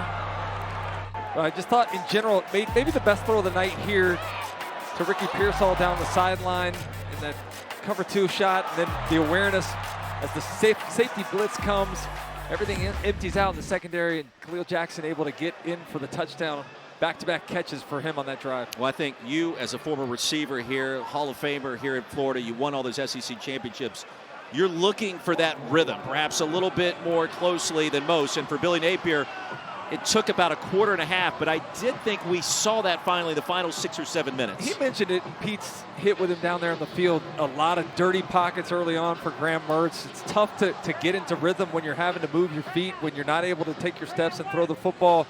Looked like he became a little bit aware of that rush with some of the blue jerseys flashing in front of his eyes, but I thought that maybe the best drive of the night was that 2-minute drill, get to the line of scrimmage, calling plays, allowing him to have a little bit more rhythm there than he had for a lot of the night. All right, Mr. Sideline Reporter tonight, Pete Thamel's got the man with the plan, Anthony Richardson in the house. Pete. Yeah, Chris and Roy, delighted to have Anthony Richardson with me for his first time back in the Swamp as a former Gator. How does that feel, Anthony? It feels different. I'm used to being here and being on the field and participating, but now it makes me feel a little old, even though I'm still a young guy. Coming back watching my guys perform, it's definitely a blessing. Anthony, 2 weeks from tonight, right around this very time, you're going to be walking on the stage of the NFL Draft, and your life's going to change forever. How anxious for you that moment, and what are you anticipating? No, I'm excited. I'm just ready to put my suit on and walk across that stage. I don't know where I'll end up, but I'm just ready to play ball again. Is there a bit of a helplessness these last 2 weeks? You can't do anything to improve your stock anymore. How are you approaching these last few days? Just keep being myself when I visit teams. Being myself, being authentic, and just let them know who I am as a person and let them know who they're going to get. So just keep being me and just keep trying to play ball. Where do you think you end up, Anthony? The world wants to know. I don't even know. I talk to teams all the time.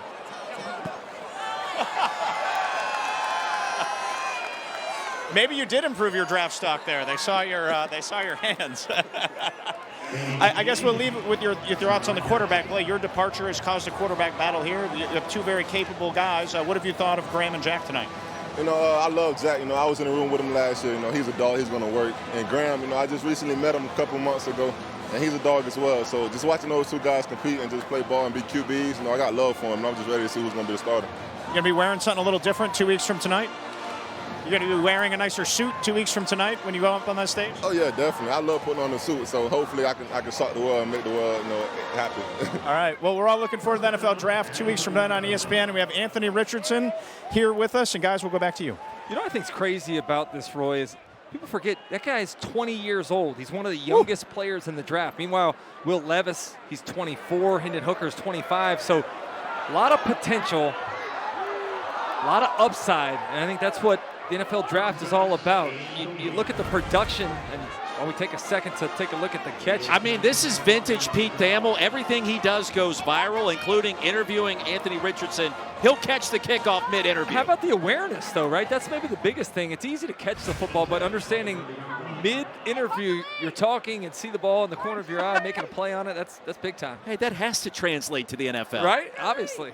I mean, I guarantee you, though, there's scouts that are judging on that. Everything is scrutinized this time of year. You see the mock drafts with guys moving up and moving down. They haven't played football in months. What are we judging on at this point? Oh, yes. Mizell, the last intended receiver on the deep ball. So that's been certainly a focal point. And here's the latest mock draft according to our own Todd McShay. And right now he's got Richardson going 3rd overall to the Colts seeding. And no disrespect to C.J. Stroud, but Bryce Young is my first pick overall. I mean, you talk about what he did. Without Bryce Young and the Alabama squad this year, they maybe win 8 games. This was an Alabama team that did not have the normal offensive line, did not have the normal Alabama receivers that we're typically seeing in Tuscaloosa.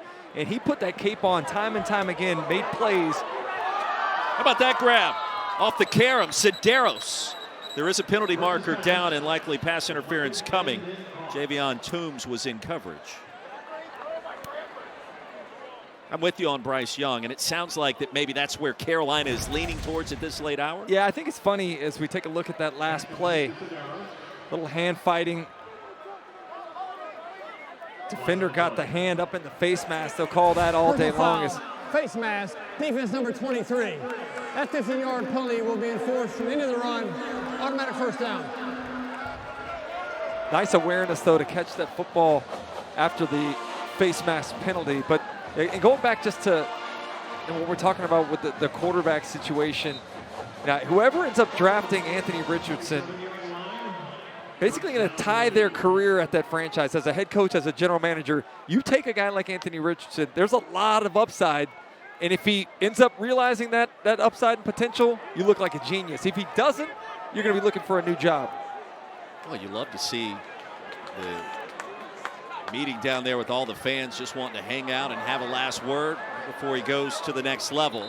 Snap was low. Mertz did his best to make sure that he could jump on, and Jaden Hill jumping in there as Anthony Richardson continues to sign autographs on what is a spectacular night here in the Sunshine State. Remember, Kingsley Eguakin is not playing tonight, utilizing some backup centers in there tonight. The snaps have not been all that consistent, which makes it a little more difficult going back to some of the struggles offensively and the lack of rhythm when you're not able to just to catch the snap, when you're not able to anticipate that it's going to hit you in the hands.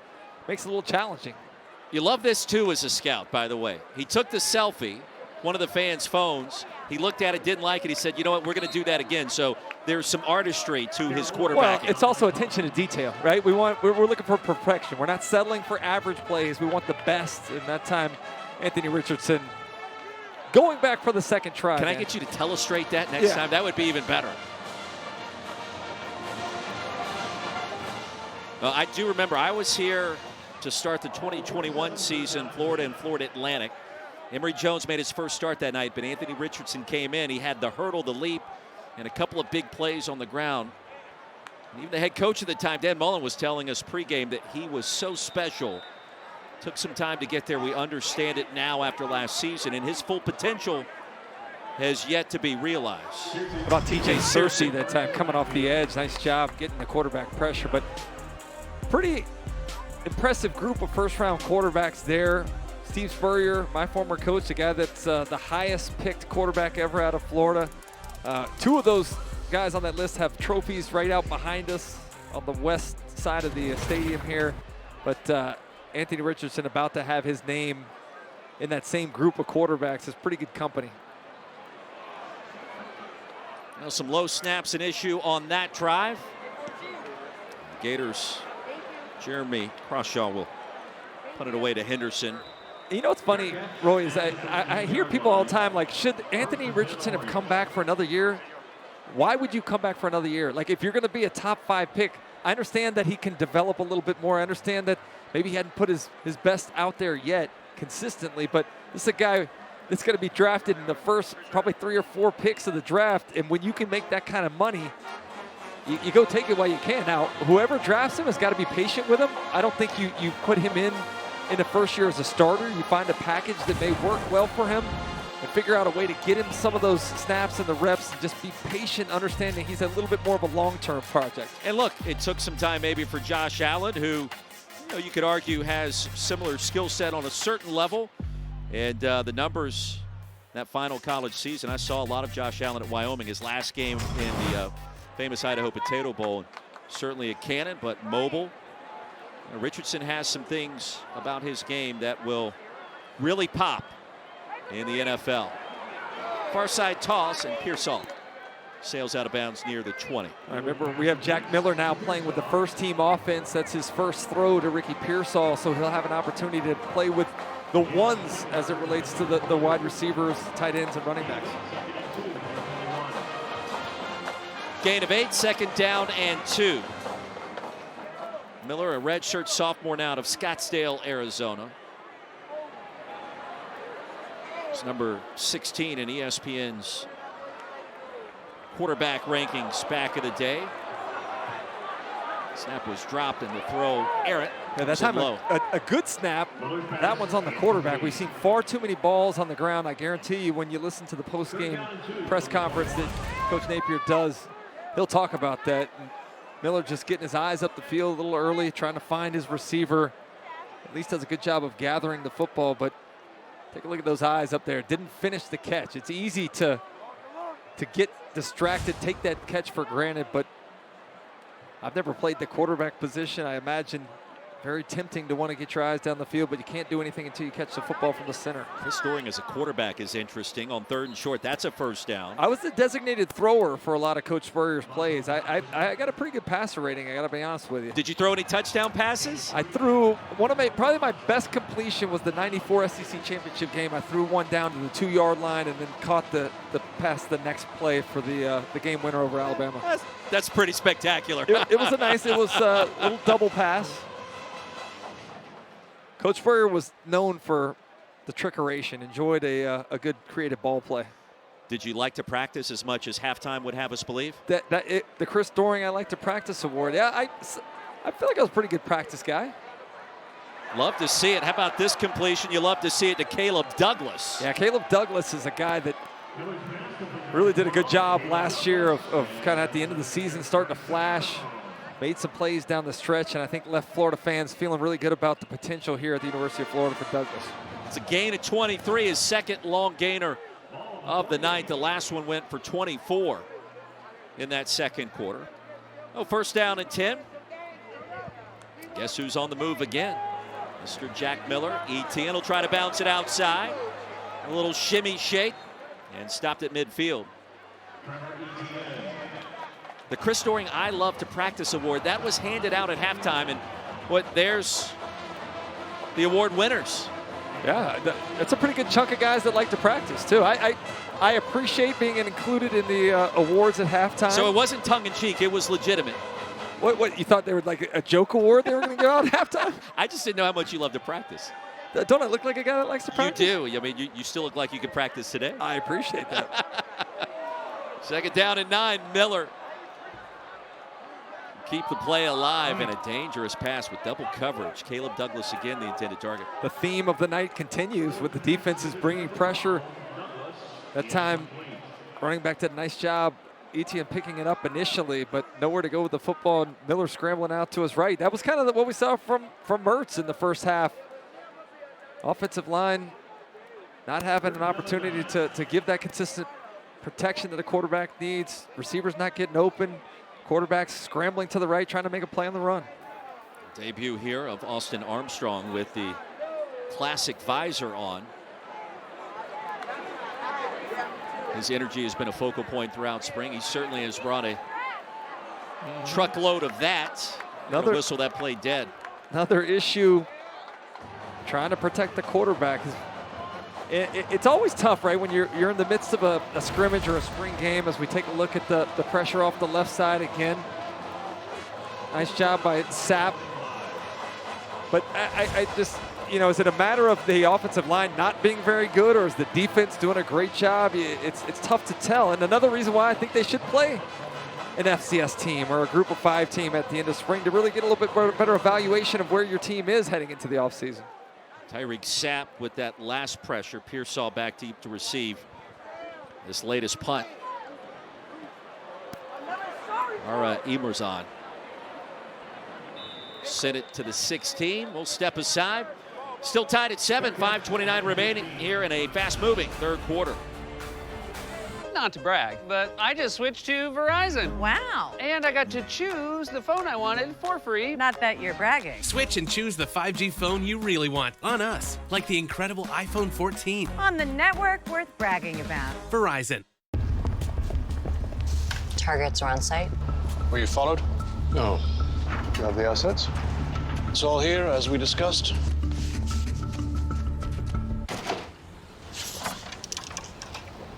I'm in position. Should we get some lunch? Sounds good. I'm famished. If you're an undercover agent, you need to be undercover. And if you want to save by bundling home and car insurance, you need Geico. We're out to get out of there. In pursuit. See how much you could save by bundling with Geico.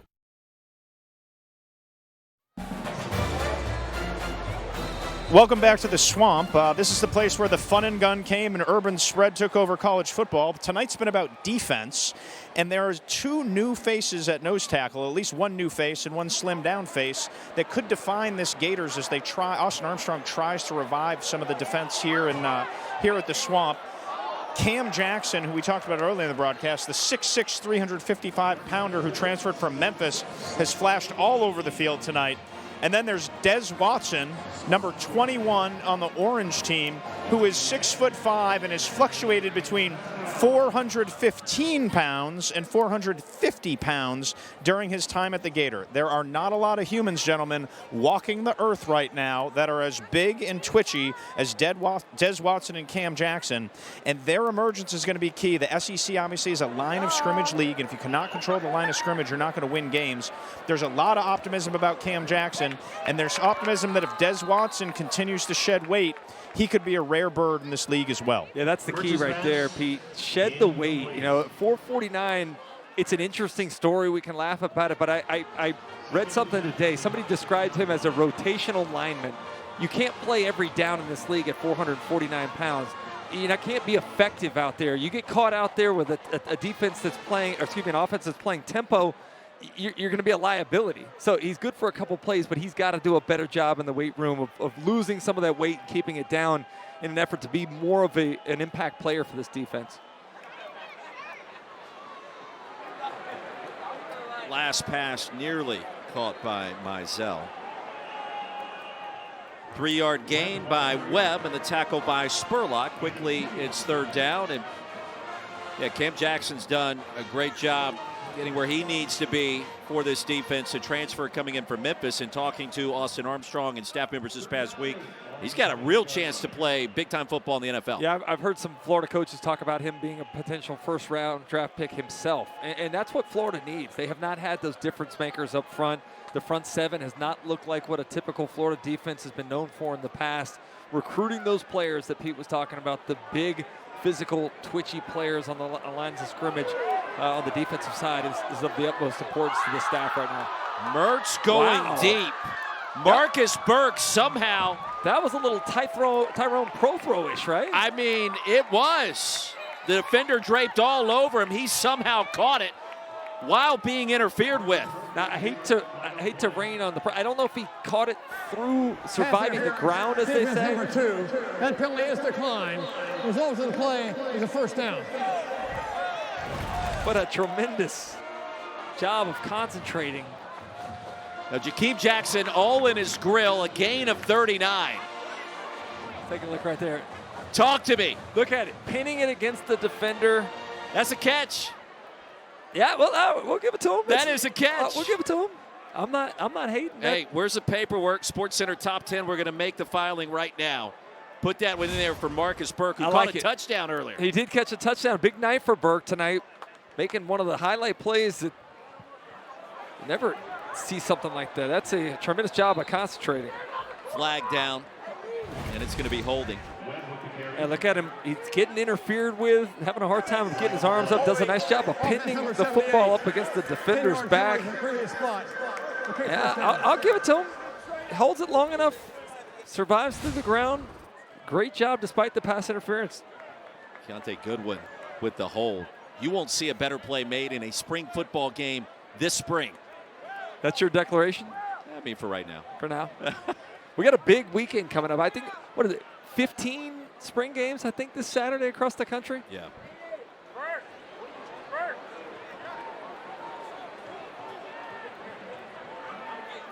I don't know how he maintained control and then was able to get a foot, maybe two in bounds. Yeah.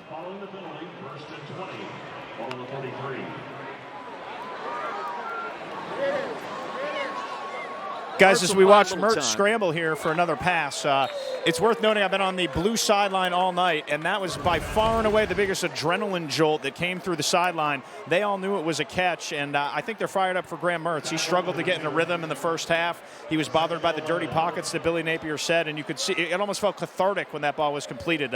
This game needs a little jolt of energy, and that certainly delivered here on the sideline. All right, you were down there, Pete. Did you see the ball? Did he survive the ground? Was it officially a catch in your book? I mean, do we even know what a catch is anymore? That's true. That's a good point. It's early to be having those conversations, but I agree 1,000%. Battle.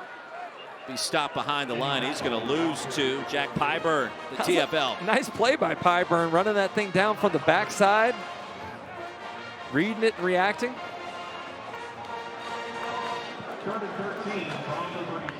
Coach Armstrong calling ball plays. Mr. Energy. Yeah, we asked him, where does your energy come from? He says, well, I grew up in York, Alabama. My parents were hard workers, drugstore paper mill. I learned by watching them growing up, and always feels like I think he has something to prove, even from his time as a player. Little jump toss. Andy Jean. And a nice route and a first down. Nice job that time by Mertz, hanging in the pocket. Little twist up front. Created a little bit of pressure, but he stepped up and made a throw to the freshman, Andy Jean. One of those anticipated receivers kind of making his debut for this Florida fan base along with Mizell tonight. Austin Armstrong coming here to Gainesville, and after his arrival, there were other schools that were interested in pursuing him. As time winds down here in our third quarter, Florida fans will enjoy getting to know him these next couple of years. Jump cut straight ahead. Pyburn stops Webb. 2-yard pickup, that's it.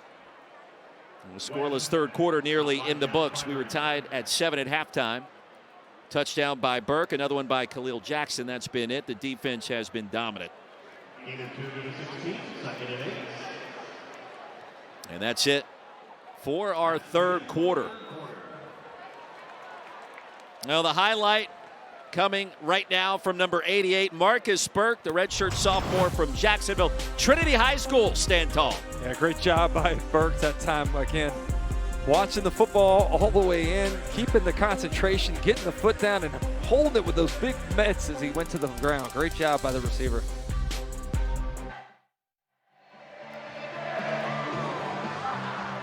Welcome back to the Swamp, one of the great traditions in college football.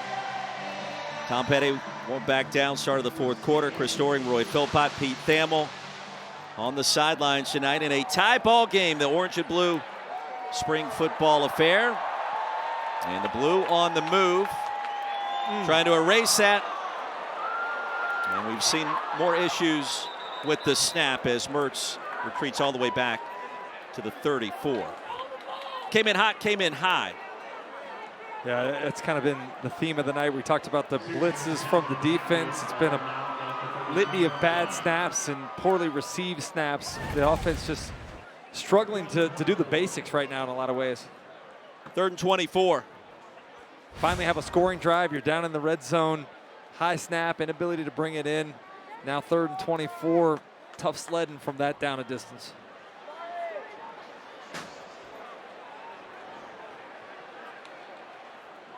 Pistol look for Mertz. Deja vu all over again. And the ball recovered at the 45. by the defense. TJ Searcy. The Orange team will get it back.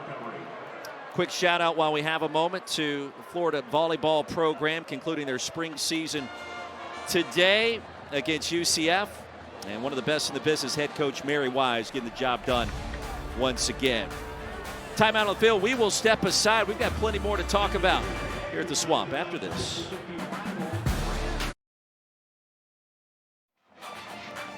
Austin Armstrong, new defensive coordinator. Little love for that defense, forcing the turnover. Snaps have been an issue this evening.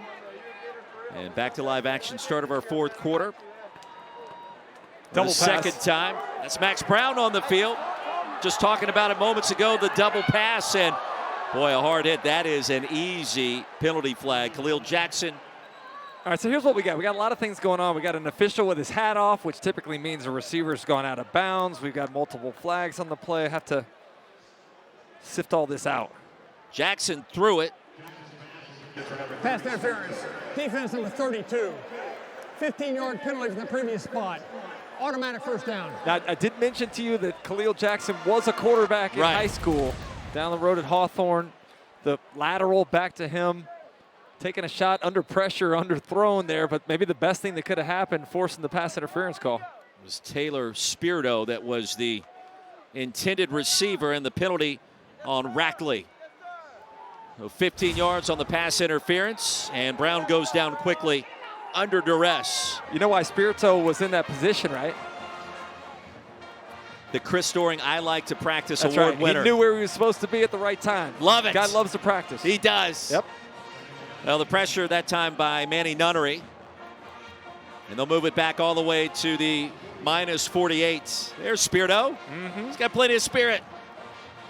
Franklin, Tennessee.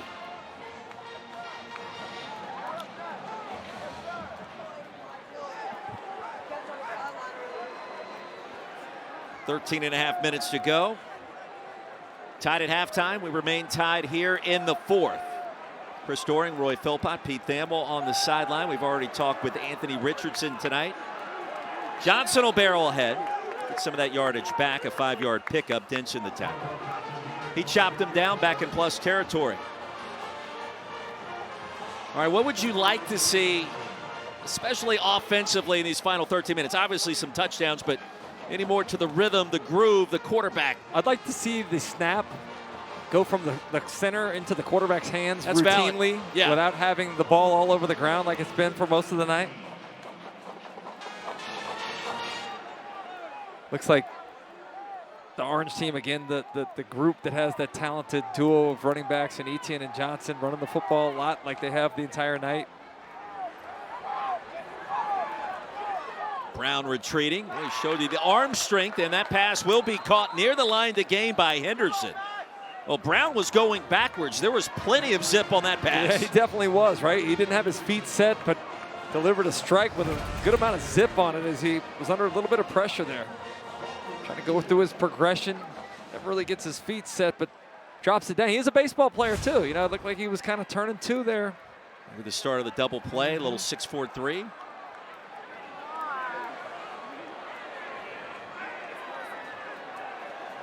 Off and then on.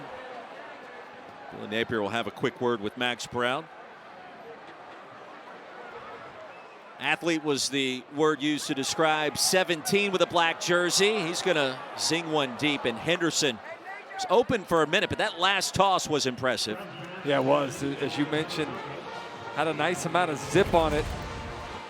And Brown's been talked about by the coaching staff as a guy that's one of the better athletes. Has flashed at times. Nice poise in the pocket there under some duress, delivering a strike right between a couple defenders.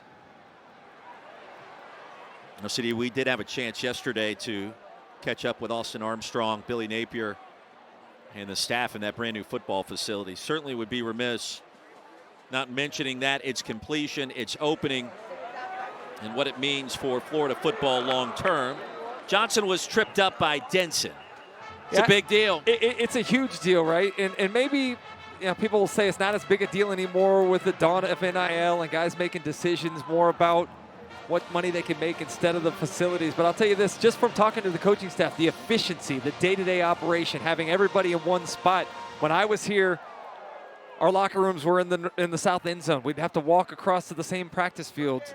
Now these guys are doing everything right there in this all-inclusive facility that's $90 million and has all the bells and whistles you could possibly ever want. It truly did. I watched it being constructed, calling basketball games here. To walk in it yesterday, it's eye-popping. That pass incomplete with Henderson open for a moment. It's 4th down. Yeah, that ball should have been caught right there. That's one that moves the chains if you're able to make the catch. And Henderson, one of those receivers being talked about as being a focal point this year. He's been around the program for a couple of years, getting an opportunity now to move into kind of that code number 1 spot alongside Ricky Pearsall. All right, let's see if Trey Mack has a 47-yard field goal in him.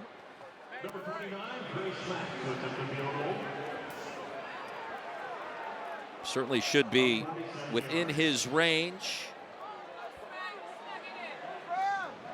Played mostly as a kickoff specialist a season ago. And that one will sail wide right.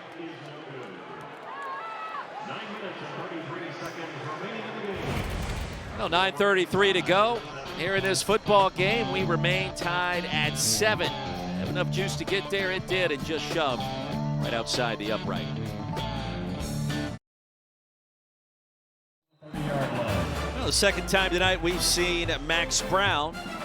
Chance for a 47-yard field goal. Trey Mack just off the mark. Graham Mertz back on the field. Play action, and the pass reeled in by Isaacs. Walk-on tight end.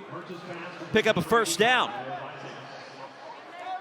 He used a little tempo here. Remember we talked earlier in the first half about Mertz maybe having his best drive of the night when they were in that 2-minute situation. Now getting operated with the other team here, using a little bit of that tempo, keeping the defense on their heels and allowing him to just be the distributor of the football. Well, 2 big highlight plays so far tonight. Cam Carroll, a hurdle in the first half, and the incredible reception by Marcus Burke. The defender draped all around him, and the handoff. It's a nice pickup. Gain of 6 down to Pete Thamel with Coach Billy Napier. Yeah, Pete Thamel down here with Billy Napier. And Billy, we see Graham Mertz had some success late in the half in the tempo situation. Is that a good situation? Remember Chris Doering said maybe you think a little less and it helps you move down the field. Yeah, 2 minutes before the half. Did a good job getting some completions early and then took a calculated risk. And then to manage the pressure and throw a touchdown, I thought it was a good sign. So, has tonight been a good test of Graham working through adversity? There were some dirty pockets, like you said earlier. There's been struggles with the snaps under center here. He's had to face some things. Yeah, no doubt. I mean, it's a little bit of this group up front is creating issues on both sides. So I think we're going to look back at this and see some miscommunication. Got some young players, a little bit different lineup on both fronts. But overall, yeah, a little bit muddy in there in the middle tonight. But overall, I think he's made some plays with his feet. You know, he got outside the pocket, made a few plays on a scramble or two. So be a lot of learning, and not just for him, but for a lot of players. I think some of that mud, Billy, might be good for the Gators, considering you had some struggles on defense last year. Have you seen some positive steps this spring under Austin? Yeah, I mean, it's a good example right here. Kelby Collins, a true freshman. Great play on the backside. Got some significant young players and transfer players in that front 7 I think will help us. Obviously, I think one of the strengths of this team, Billy, is tailback. Does the run game, like your teams at Louisiana, become maybe a little bit of the identity as you move forward here? Yeah, no, if you can do it efficiently, which we have, you know, I think that would be part of our track record as we've been able to be really efficient in the run game. Makes the throw game simpler. And then certainly, you know, you try to keep the 3rd down manageable and play good, efficient football. But, yeah, I mean, we want to be a physical team. We certainly take great pride in playing well up front. These 2 backs, you know, they've done a good job of making the most of what they've been given tonight. But got a couple good young ones. I thought Cam, in particular, has had a good night so far. And we may not talk to you again, Billy. Just overall, your impressions of the night real quick here. A lot of young players getting an opportunity to play. new players, right? And overall, the defense made it a lot harder. And certainly got to be pleased with that, given where we were at as a team. So, it's unbelievable experience and opportunity for this group, and great film to teach and learn from, and looking forward to that opportunity on Monday. All right, we'll let you go coach your team and not get run over here for me. All right, Thanks, boss man. Appreciate it. You know, I like the positive spin to it, right? And again, we talked earlier, you could talk about maybe the offense's struggles, or is it more a result of what the defense has done tonight? But all in all, I like Coach Napier's demeanor. There's something kind of about his quiet, calm confidence. You talk to everybody around him, and they all talk about how calculated he is before he makes a decision, what he processes, and the information that he's trying to gather. Just feels like a really good fit here. Etienne off to the races, left side and shoved out. Big gainer on the ground. It's a first down. It was Rackley with the force out, and 28 on the board on that play. Nice job of getting the edge. Looked like Scooby Williams did not set the edge for the defense and allowed Etienne to get outside for the big gain. But your point, I think, is valid, and don't underestimate the performance of Austin Armstrong and this defense, as Coach Napier mentioned there briefly with Pete Thamel. I mean, they've created some chaos tonight, and I think that's what he's known for with his time at Bama, Georgia, Southern Miss calling plays before arriving here in Gainesville. And as we mentioned earlier, you know, he was in demand. James with a tackle on Etienne here. Two defenses have combined for 7 sacks tonight too, CD. Yeah, and again, we talked about earlier, Austin Armstrong coming in, basically being the same defense that Patrick Toney ran last year, using the same verbiage, even converting his mind to some of the existing verbiage that these guys were using in an effort to help keep them from thinking and allowing them just to play fast. And tonight, it looks like this defense has taken a big step forward. They were terrible last year on third down, 129th in the country when it came to getting off the field on third down. That first quarter, they kind of set the tone for the night.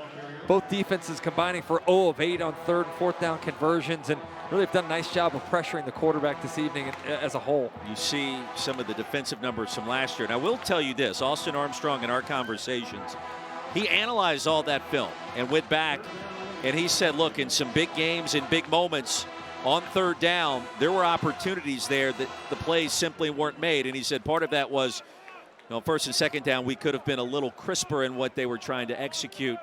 He feels like that they can correct those things quickly to start off this fall. Well, a lot of it, he said, had to do with first and second down. Right. If you go back and look, right, third down and 1 to 3 yards, they gave up 69% of the time. It's a tough task for a defense to try to hold up on third and short. You get into that third medium, 4 to 6, they gave up 60% conversion tries to the opposing offenses. So not winning on first and second down, not being able to get penetration up front against the run, not being able to rush the passer and create some negative plays, put them in tough third down situations. This time, the defense able to get off the field on third down. They're able to create a little pressure from Nunnery, as you said, but that's going to be where this defense is judged. I think the personnel is better.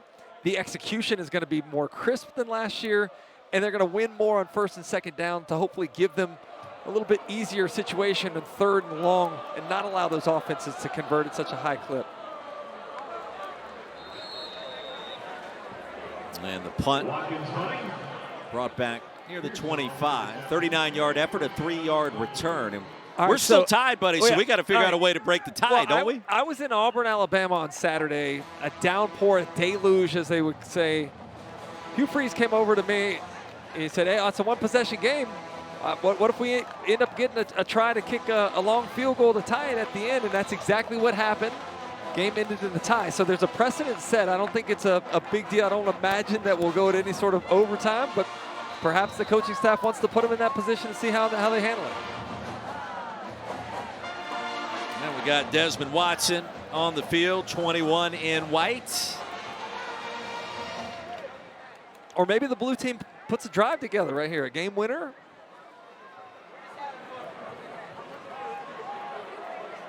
Let us discover what will unfold here at the end of this fourth quarter in a tie game.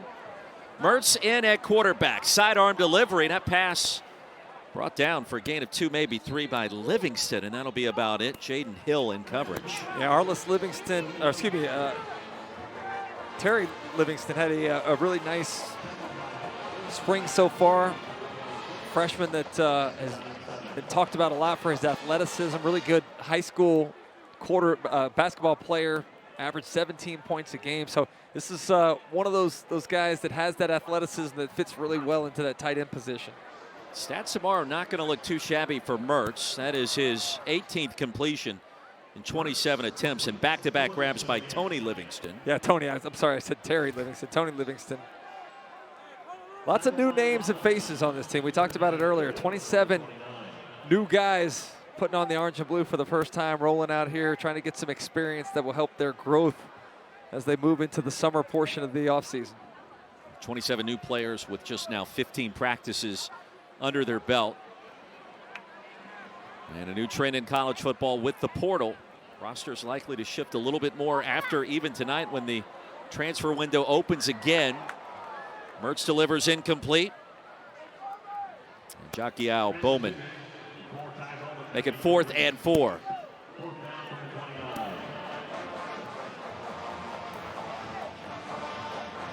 So Jacquiao Bowman and Billy Napier now try to figure out what to do. 2:25 to go. Pete, what you got? If there's a symbol of how Graham Mertz has won over his teammates in a short period of time here at Florida, it would be his Range Rover parked outside the facility. His teammates say when they show up, the Range Rover's there. When they leave, the Range Rover's there. And basically, Billy Napier told us the other day, he did 2-a-days to learn the offense. He would stand there and he went through the Gators' entire offense last year on film, called out the plays, learned the verbiage, and he has caught up very quickly. That has motivated Jack Miller, who obviously has flashed at times tonight. But really, what Billy Napier wants out of this offense, and if you look back at the identity of his Louisiana teams, it's a run-based team, and the quarterback distributes the ball. That means the quarterback has to know the tags in the run game, and he has to know where the ball is going to go. And if you look at Graham Mertz's stat line tonight, that's the kind of efficiency that Billy Napier is looking for out of him. So again, I don't think the scoreboard is going to excite many Gators fans, and it's not going to revive any memories of the Chris Doering fun and gun era. But I do think for what Billy Napier needs this team to be successful this year, Graham Mertz has flashed that. Yeah, he was in front of that enormous screen inside the practice facility. It's not true virtual reality, but it's got that vibe to it, literally going through every play to try to identify the right place to throw the football. Jack Miller back on the field here, still tied at 7, retreating with the screen and incomplete. I love that Pete threw in the Range Rover portion of the story too. That was critical. Well, I mean, I don't know if he's got a girlfriend or not, but that's the kind of press you want out there amongst the fan base, you know? Oh, that was fantastic. 2nd and 10. And I would agree wholeheartedly, by the way. No question.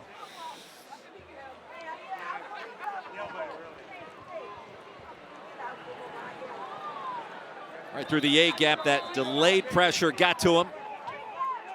And Shamar James. Funny watching Anthony Richardson run off the south end zone, went over there, gave Coach Napier a big hug, headed to the locker room. Probably the last time he'll run off of this field as a quasi-student still, quasi-Gator as he's transitioning to that next level. Well, excitement certainly building for the 2023 draft and his placement in it.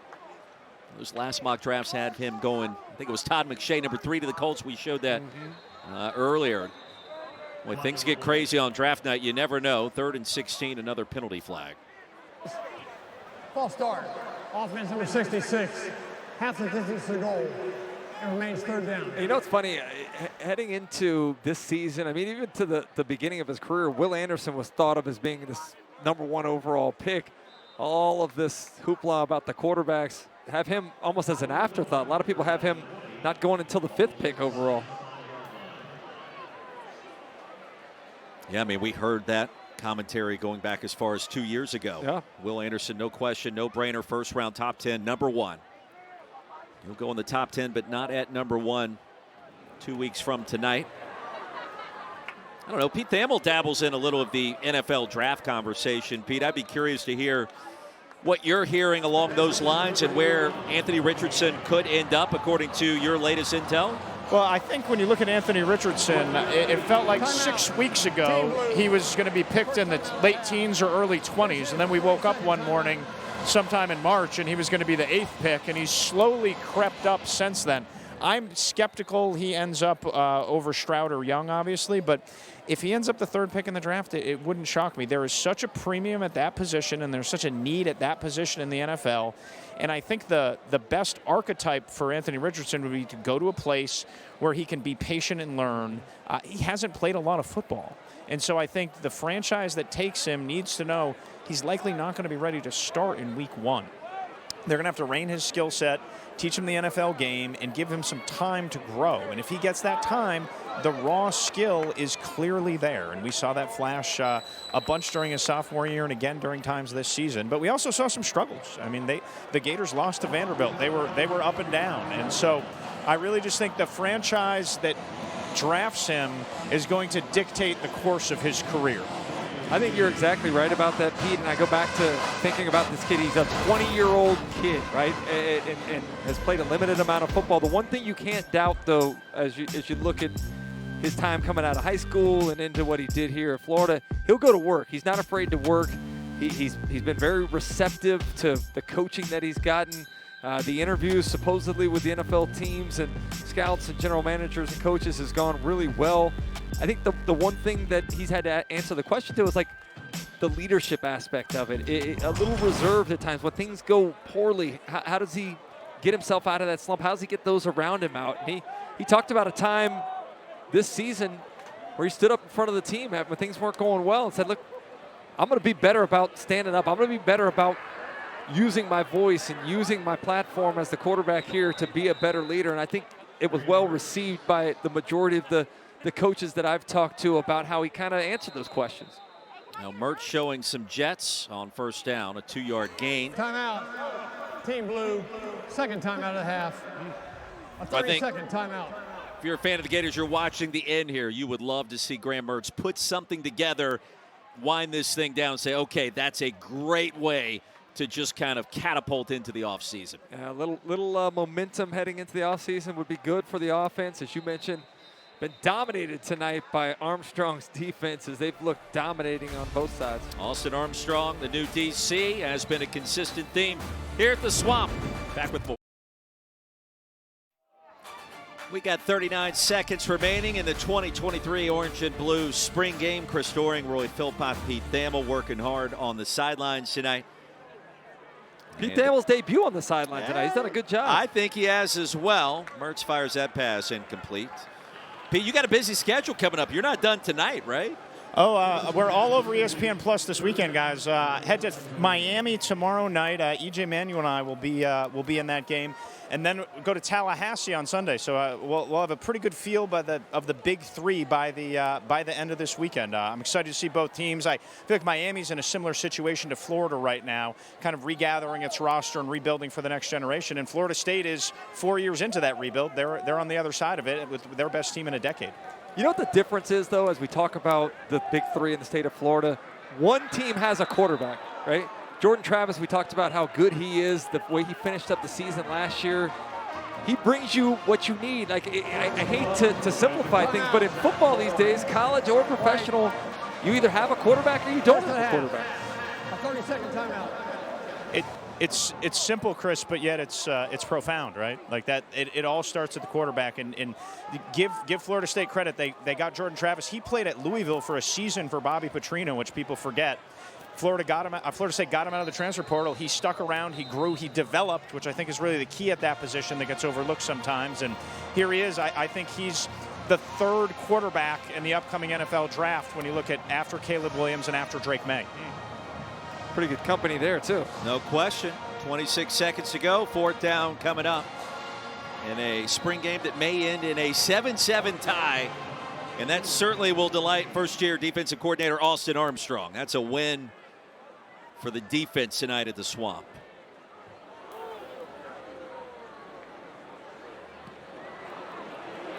And a booming punt that is turned over beautifully. One bounce into the orange end zone. 61 yards on the effort. And I think he won tonight, Chris. The punters have been the busiest folks out there tonight. A lot of drives ending in either failed fourth down conversions or punts, and that's why we're here at a 7-7 tie with a couple seconds left in the fourth quarter. I'm going Coach Armstrong MVP? with the dub. MVP tonight. And I think he's a reason you look towards the fall, say, okay, we got something here. It's going to be a little different. He'll tell you it's going to be different. Yeah, think about it, though. That's not a bad plan, right? Run the ball and play great defense. We know that Billy Napier's teams have typically been able to run the football. You got a really talented group of running backs. Play great defense. It may not be the wide open offense that Florida fans typically want, but I could see a path to success by playing great defense and being able to run the football. You've seen a good number of punts, but the defense will combine for 14 TFLs and 9 sacks. Again, that's key takeaway number 1. Miller will dump it off. Big gainer coming to Montrell Johnson in the plus territory, and Lasso down from behind for a 37-yard gain. So 8 seconds to go, and don't go anywhere just yet. Game-winning field goal attempts here. A little excitement towards the end of the orange and blue game. Seen a couple of missed field goals tonight. Trey Smack 0 for 2. This has got to be quick, whatever it is, for Jack Miller. And off the pump fake, same play. Now Johnson will move Florida into field goal position if there's enough time on the clock. Oh, the clock operator. Who is that individual? Timeout. Yep. Team White. There was 1 second on the clock when the timeout was requested. Of course there is. Obviously. This is a 30-second timeout. Nobody wants to end in a tie.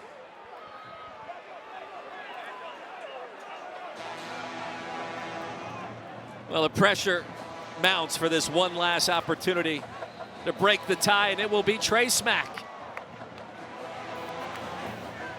Will he be the hero from 46 yards out, my friend? What do you think?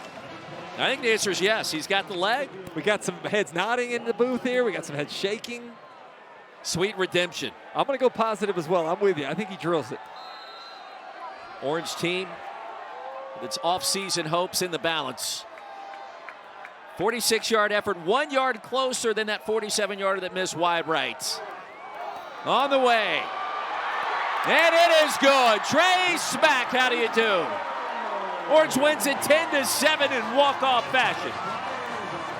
That's the most celebrating we've seen all night. Right? Give the fans something to be excited about.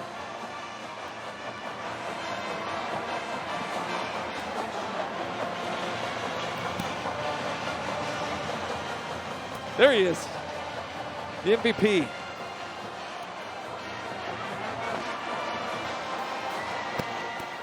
Pete Thamel has Graham Mertz. Pete.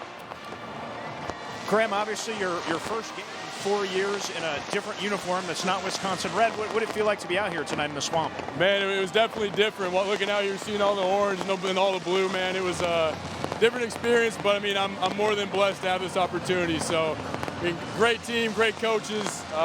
It's been a blast so far, and it was really good to end spring like this. I mean, low-scoring game, not really how the offense wants it, but I was proud of how the guys came out and executed. Sure. Graham, how would you evaluate your performance tonight? We had Coach Napier kind of mid-series a few times. He said there were some dirty pockets, and you had some adversity here. What was it like? Yeah, I mean, in the game of football, it's never going to be completely clean. I mean, you got to be able to learn to play with that. But yeah, I mean, I thought we had a few, like the 2 minute towards the end of the first half, it was solid, but I mean, there's always room for improvement. I know I'm definitely not satisfied with it. I mean, but that's what we're doing right now. We're striving for perfection. We might not get there right now, but we got summer, and then we got fall camp to get there. So I'm excited for the work. All right, Graham, thanks so much. We'll go back to Chris and Roy up in the booth. Pete, we will wrap things up. Great job on the sidelines tonight. CD, final thoughts on what we saw, especially with